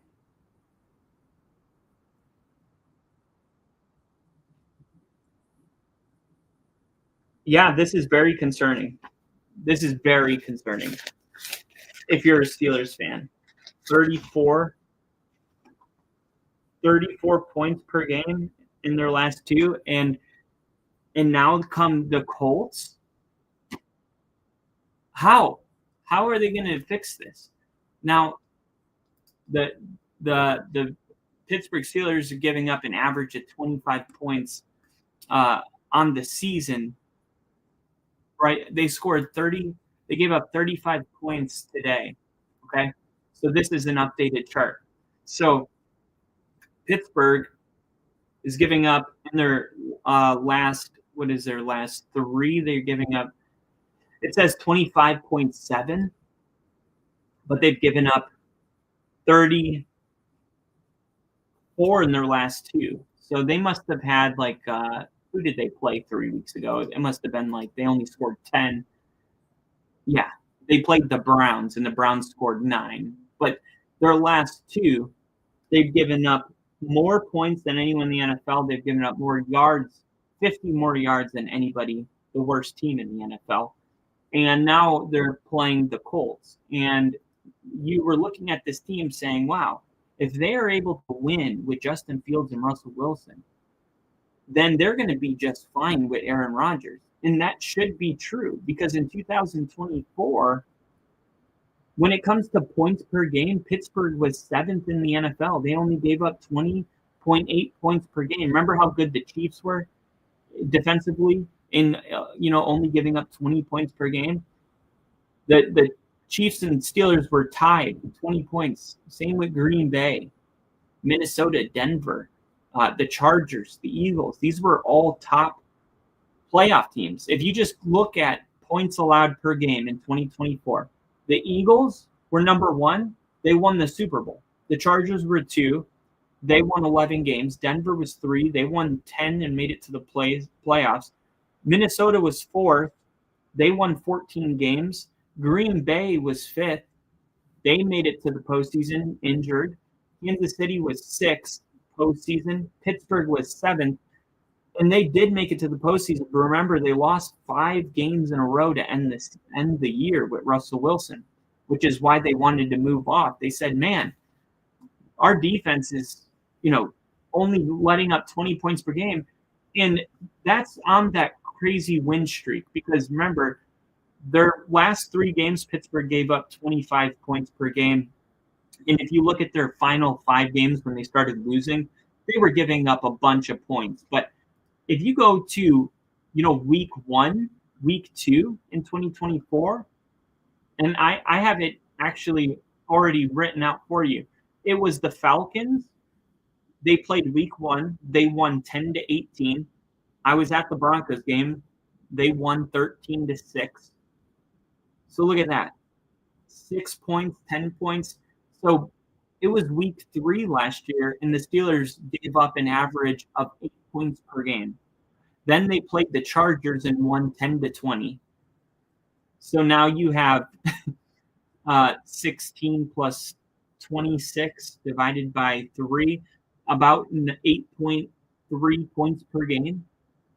Then week 4, they played the Colts, and the Colts beat them 27-24. That was their first loss because their defense didn't hold the opponent, to 10 points or less. That was the first time the Steelers gave up more than 10.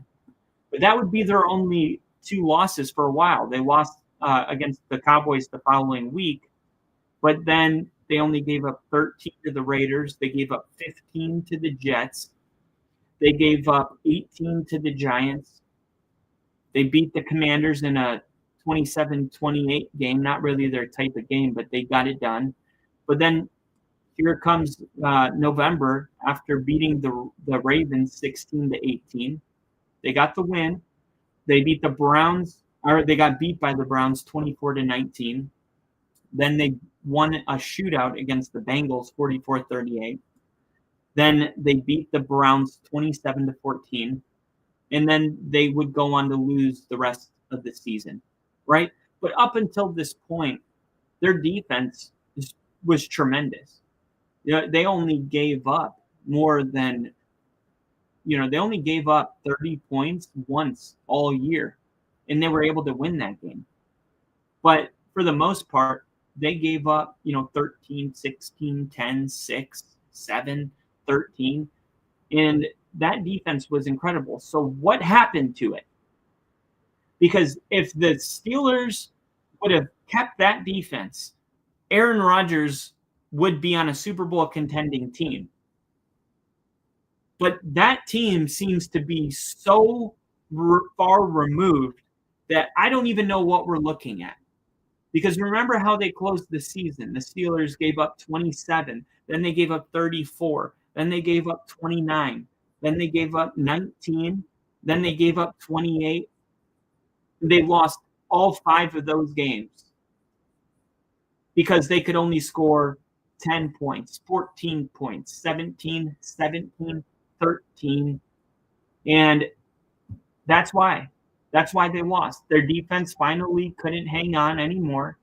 And their offense could not, when their defense said, man, I can't do this anymore. I need some help.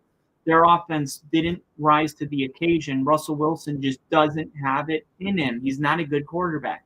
So you bring in Aaron Rodgers, and it's like, I mean, on paper, it's great. They're going to just hold defenses to 10, 13 points, and Aaron Rodgers is going to take these teams, and he's going to score 30, 25, 35, 33, 31.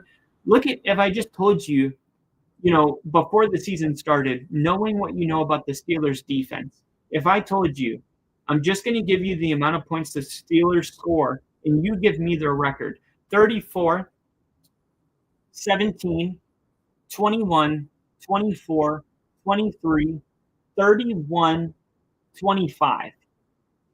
I would say 6-1, knowing what I know. That the Steelers, what are you saying? Their fewest amount of points they've scored this year, 17? That's not bad. That's not bad at all. They got multiple games where they've scored 30 points. I mean, they've scored just in their last two offensively, as I've said, they scored 56 points in their last two games. I mean, they shouldn't have lost those two games. They lost both of them, 33 or 25 points against the Packers, 31 points against the Bengals. But I would say, no, sorry, that's not the case. The Steelers lost a lot of them. And you would be like, what? But look, the Steelers gave up 32 to the Jets. They gave up 31 to the Seahawks. Look, just week 1 and week 2, they gave up 65 points. They had a good game against the Patriots. They gave up 21 to the Vikings. I don't even know which quarterback they had at that point. I think that was the London game. I'm pretty sure. Yeah. And the Vikings had a chance to win that game. Then the Browns, they beat the Browns. Everyone does, besides the best teams in the NFL, I guess. And then the Bengals game last week, they gave up 33, and then they give up 35 to Green Bay. So that's 1, 2, 3, 4 games. That's like half of their games this year. The Steelers have given up 31 or more points. What changed? That is the big question. Half of their games, they've given up 31 or more. Something is deeply, deeply wrong with the Pittsburgh Steelers defensively. And it's a shame. It's a shame because going into this year, it was a real Super Bowl contender. And that's not why it's a shame. It's a shame because the AFC North is doing something we haven't seen a long time. A 3-5 Bengal team is second place in the division. The Ravens are 2-5. The Browns are 2-6. So the Steelers are in first place in this division, and they are only one game ahead of the Bengals. Go Pack, go! Only one game ahead of the Bengals. So there's a couple ways to look at this for the Steelers. Number one, what the hell is going on? You've given up 334 points, 334 yards per game last year. That was it. Last year, you gave up 334 yards per game, right? This year, just your last two games, you're giving up 462 yards per game, and you've given up 924 yards in your last two games, and 34 points per game with a total of 68 points. This is just the worst timing ever when the Steelers had a golden opportunity to run away. And I feel like every time this happens, You have an elite defense. So then you add Aaron Rodgers to it, and then that defense blows. Remember, the same thing happened with the Jets. Everybody was looking at the Jets with Sauce Gardner and all these weapons that they had on the defensive side of the ball with Robert Saleh, and the Jets were one of the top-ranked defenses, and then Aaron Rodgers plays, and the Jets are ass. They are terrible. And it's like, wait, why couldn't the Jets just continue to play at the same players, same coaches, everything? But this continues to happen. With Denver, 2013, right? We score more points than any offense in NFL history. Manning breaks every record, and our defense is awful. We give up 43 points, right, to the Seahawks in the Super Bowl, get demolished. Super Bowl 50, we win. Our defense is amazing. Our offense is one of the worst in the league. It's like you can have the offense, but you can't have both. You can have the defense, but now your offense sucks. And it doesn't make sense to me when you keep the same players, same personnel, same scheme, same coaches, but something, I don't know if it's like the defenses start to believe like we can afford to give up some points, because I saw this so many years, like the Tebow year. Our offense couldn't score 16 points, but we got to the playoffs with an 8-8 record and won a playoff game against the Steelers with Demaryius Thomas. And it's like, okay, now imagine what this team could look like with a really good quarterback. But then when we got Peyton Manning, our defense wasn't it wasn't doing good anymore like it was when we couldn't score any points. It was like our defense knew that if it gave up more than 2 touchdowns, we were going to lose. But then once Peyton Manning came into town, they started giving up 28 points, 30 points, and it wasn't a big deal. It was just like, well, what happened to this defense? And this is what is happening to Pittsburgh right now. They were 10-1 by week 11 last year because they gave up 7. Like I said, by week 4 last year, they were giving up on average 9 points per game. How good of a defense do you have to be where you're giving up only 9 points per game and it's week 4? Where is that defense? Where is it? Because now that Aaron Rodgers is here, they completely forgot how to cover, how to get pressure, and worst of all, how to stop the run. Green Bay is coming out in, an obvious burn the clock scenario, and the Packers are still picking up 13 yards on a first down run with the Steelers in a run package. I mean, how does that even happen? And something isn't adding up. And I'm looking at the rushing defense, right? If you look at opponent rushing yards per game, like I said it already, they're 18th this year, giving up 100, or let's see, now they're 16th, giving up 111 yards to running backs per game, okay? But last year, Pittsburgh was 11th. They were top 10 running defense. What happened? Where is that team? Because had Aaron Rodgers received the defense and that the 2024 Steelers had, and let's just look really quick. Opponent points per game, the Steelers were that's 225. 2024, the Steelers are 7th in the league, giving up 20.8 points. Okay, I want to make sure to write that down.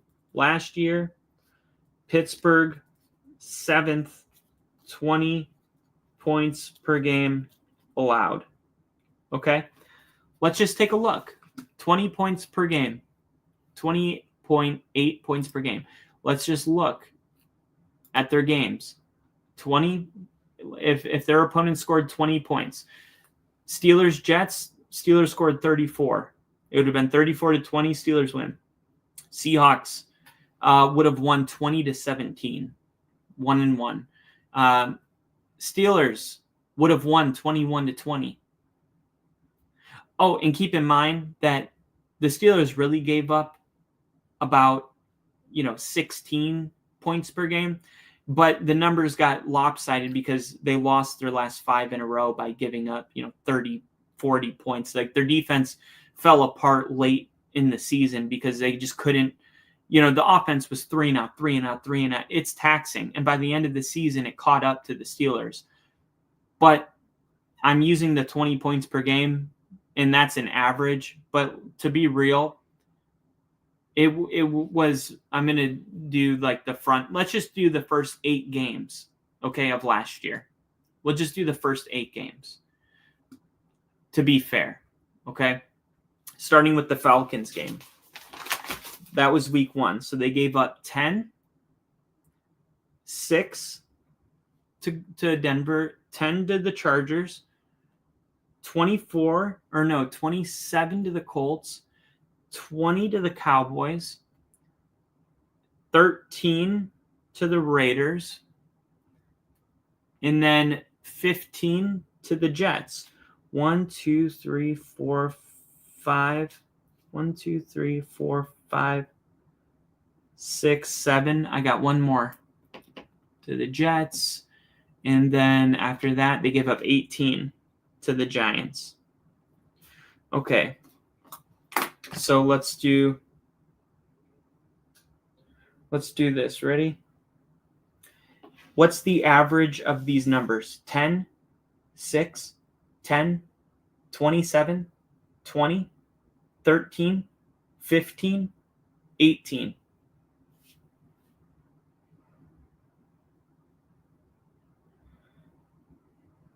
$10, 27, 20, 13, 15, 18. Okay.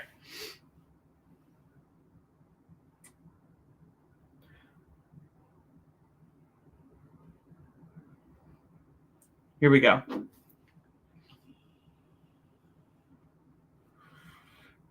$119 divided. Okay, so last year, through 8 games, because that's where we're at this year, the Steelers gave up an average of 14.8 points per game. Okay, last year, first 8 games, Steelers gave up an average of 14.875 points per game. Now, let's look at this year and see how many games the Steelers would have won if that were the case. Okay, so week 1 against the Jets, Steelers would have won 34-14. Then they would have beat the Seahawks 17-14. Then they would have beat the Patriots 21-14, which was the actual score of this game. Then they would have beat the Vikings 24-14. Then they would have beaten the Browns 23-14. Then they would have beaten the Bengals 31-14. And then they would have beaten the Packers 25-14. You see, the Steelers, if they had last year's defense, through 8 games, the Steelers gave up an average of 14 points per game. The Steelers would be undefeated right now. And I don't think a lot of people were betting on the Steelers defense to fall apart. And the only reason we haven't even been talking about it is because the Steelers have been finding a way to get wins, even with all this going on. They beat the Jets. They beat the Patriots. They beat the Vikings. They beat the Browns, right? But now they lost to the Bengals and the Packers, and they lost to the Seahawks week 2, and now it's time, because they're coming off back-to-back losses, it's time to look at this team and go, okay, they're 4-3. Last year's defense is 7-0, 8-0 today. 1, 2, 3, 4, 5, 6, 7, 8. Nope, they've only played 7 games. So last year, this team, if they had that defense, they're 7-0 today. Today, they're 4-3. And it's wild to think about. because not only would they be undefeated, but their offense is so much better. Remember, last year, if you look at the offense, 2024, their season opener against the Falcons, they scored 18, then they scored 13, then they scored 20, 24, 17. I mean, through their first 5 games of the season, they only broke 21 or more points one time. Then they got 32 against the Raiders, and then 37 against the Jets. And that takes us to like where we're at right now. But this offense last year was not great. I mean, this year, Pittsburgh, as far as points per game, Pittsburgh's 12th in the NFL. They're averaging 25 points. Their score today, 25. That's their average on the entire year, 25. In 2024, Pittsburgh was averaging 21 points per game. Averaging 25 points per game, you're going to win a lot of games. Now, let me just give you the teams scoring 25 or more per game. Okay? Indianapolis, Dallas, Detroit, Buffalo, Green Bay, Seattle, New England, Kansas City, Philly, Denver, Washington, the Rams, and Pittsburgh. That is 13 of the top teams in points per game. Now, out of those teams, Indianapolis is winning their division. Detroit's winning their division. Buffalo and New England are both in the top 7. They're battling, but both playoff teams today.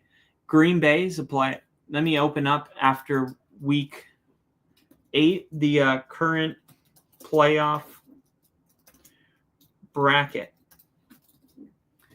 because here's the current playoff bracket for the NFL. Okay, the current playoff picture today. The number 1 seed, the Colts. Number 2 seed, Patriots. Number 3 seed, Denver. Denver and New England are 6-2. The Colts are 7-1. In the NFC, the Packers moved to the number 1 seed with a 5-1-1 record. This is one of those rare scenarios where a 5-win team holds the number 1 seed, and the 2 and the 3 seed are 6-win teams because of the Green Bay Packers with their 1 tie. But with that said, let's keep the focus where I want to bring it. The Colts are number 1 in the NFL, and they're the number 1 seed. Okay, Dallas is number 2 in the NFL. Right now, Dallas is the 10 seed, and they have a losing record. So let's keep a tab on that. A non-playoff team in the top 13. So far, we have Dallas. Okay. Next, we got Detroit. Okay, where's Detroit right now? They're the 5 seed. That's a playoff team, 5-2. Then we got Buffalo. Where's Buffalo? They're the 5 seed at 5-2. Then we get to Green Bay. They're the 1 seed in the NFC. Seattle. They are the 4 seed. Okay, then we get to New England. New England is the number 2 seed.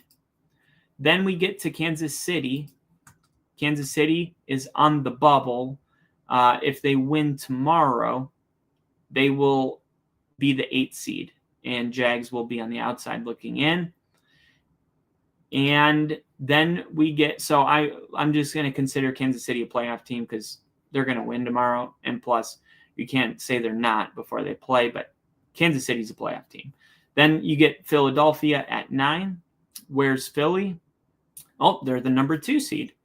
So then you get to Denver. Denver's the number 3 seed. I love that they gave us the old Denver D logo. I hope that they keep it there all year. I think they're going to go back after this week, but that would be cool if they kept it. And then Washington at number 11. Okay, Washington at 11. They're on the outside, so Dallas and Washington will join them as top 13 points per game non-playoff teams. And then you get to the Rams, and the Rams are the number 6 seed. And then finally, you get to Pittsburgh. And Pittsburgh is right now the number 4 seed, and they are a playoff team. Okay, so you got 11 out of the 12, or 11 out of the 13, top 13 in points per game. 11 of 13 currently in playoff picture. Why is that significant? Well, because let's evaluate. There's only 2 teams in the top 13 in points per game that aren't currently in the playoffs. What's up with those 2 teams? Okay, well, it's the Commanders and the Dallas Cowboys. This is NFL points per game. Now, we're going to go on the other side, opponent points per game, all right? Dallas is 31st in the NFL. Washington is 21st in the NFL. So, what does this tell you? Dallas, who in points per game is number 2 in the NFL, they're not even in the playoff picture because their defense, instead of being middle of the pack, they're 31st in the NFL. So if you are top 13 offensively, you got a great shot at being in the postseason as long as you don't have an atrocious defense. Okay? Now, that is the biggest concern. That is the biggest threat to the Pittsburgh Steelers right now. Because offensively, they are good enough to be a playoff team. They are good enough to do whatever they want. If you're top 13 in points per game, you can pretty much go as far as your defense will let you. NFL team opponents yards per game. Look at Dallas, 31st. Pittsburgh, 30th. I am trying to say that Pittsburgh may be in the playoff picture now, but it is only because of one reason. Number one, they have a very weak division this year, uncharacteristically bad division. Number two, they will not be here much longer. If the Steelers don't change the way they're playing on the defensive side of the ball, they are going to be with Dallas, with Washington Commanders, teams that give up bottom 7 in amounts of yards per game to opposing teams. There's no space for you to be in the playoffs, man. There is no spot for you. Now, maybe the Indianapolis Colts, who are 24th, but think about it. The Colts are number 1 in the NFL in points per game. So number 1, they can afford a little bit more, giving up more yards than, say, a team that's ranked 13th. Number 1 and 13 is pretty far away. But the other thing is teams are always playing from behind against the Colts. So they're super pass happy and, trying to, how many games have the Colts just kind of went one dimensional? They got a 3-possession lead with 5 minutes left. They're not even trying to score, while their opponents are, getting a bunch of bullshit, points and in yards against them because their backups are on the field. So take that with a grain of sand. But the Dallas Cowboys, the Dallas Cowboys and the Pittsburgh Steelers, this is an awakening. This game is an awakening because you could actually make a case that the Cowboys are a better football team than the Steelers because, yeah, they're both giving up the most yards per game and points, but at least the Cowboys are second in the NFL offensively.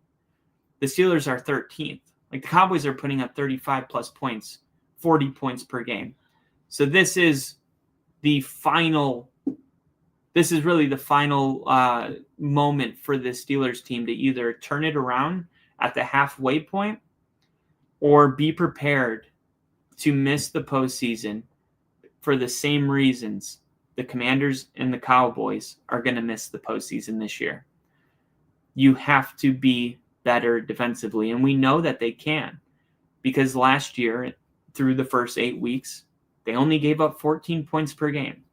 So whatever it is, these last 2 games that has the Pittsburgh Steelers giving up, on average, 462 yards of offense per game and 34 points per game, that is something that needs to be investigated. They need to look within. They need to fix it. Or the Pittsburgh Steelers are going to be a team that we're going to always wonder, well, what if Aaron Rodgers would have had the 2024 defense? How far could have this team really gone? And now that they're getting better offensive play, their defense seemingly forgot how to play football altogether. And this is definitely a fork in the road for the franchise. It's Aaron Rodgers' last year in the NFL. We'll see what they can string together, because it's gut check time. They're playing the Colts next week. Then they're playing the Chargers. The Colts are the best team in the NFL by a lot of measures, and the Steelers are going to be at home. And this is a game where the Steelers' defense is going to be tempted and tried and tested more than any other game, right? This is the best offense, and the Steelers the last 2 weeks are in yards and points by far the worst defense in the NFL. We're going to see if they can get it corrected. And then the big test is going to be Sunday, November 2nd at noon. But it does seem like the Steelers are 2 weeks from playing the Colts and the Chargers away from being a 4-5 football team. And if the Bengals wanted to win this division, well, after the Colts and Chargers game, the Bengals and Steelers play, that might be for the Bengals to take the number 1 spot in this division. There's a lot to be sorted out, but the Steelers got to get ready on the way. They don't have time to stall. They don't have time to feel sorry for themselves, because it only gets harder from here. After the Bengals, it's Bears and Bills and Ravens, and you get a little tiny break with the Dolphins, but then it's Lions and Ravens, 2 of your last 3. So the NFC North is up for grabs, despite going into this game, a lot of people believing like, oh, this is a bad division. The Steelers are just going to run away with it. That should be the case, but it couldn't be further from the truth. Thank you guys for watching this stream today. Thank you for tuning in to all of our Sunday games. As always, hit the thumbs up button, hit the like button, subscribe, share it with your friends, family, and remind everybody to check out my recap. I'm going to be doing my recap of all of Sunday football. And then tomorrow we have Monday Night Football. We do fantasy. I give you guys fantasy roster advice, lineup questions. We do predictions. I do recaps and NFL news. It's just pretty much all of your NFL needs can be met here. So if it's your first time in here today, thanks for listening. And I hope that you guys will come back, because we have only gotten to that halfway point of the season. A lot of football to be played. And it's like kind of like a quarters, we're at halftime. And anything could happen. The 33 points scored in the fourth quarter of the Broncos-Giants game, there's a team out there that's going to score 33 points in the third quarter of the 2025 season. I'm wondering if that team's the Bengals. I'm wondering who that team is that is about to turn things around in a big way. We'll find out. But thank you guys for watching. I will see you guys on the next episode. And don't forget, Tyrell Williams. He beats Cox. he beats Cox. And don't forget also I wish I were high on pot news. One of the three sides. I wish I was high on pot news. and that is always going to be a good one. And also, somebody just pray for Brian Dable, man. That guy's got some serious things. He's got to work. 10-yard penalty for the previous spot. 4th down. He makes me uncomfortable. But anyway, I will see you guys tomorrow. Thanks for watching. God bless.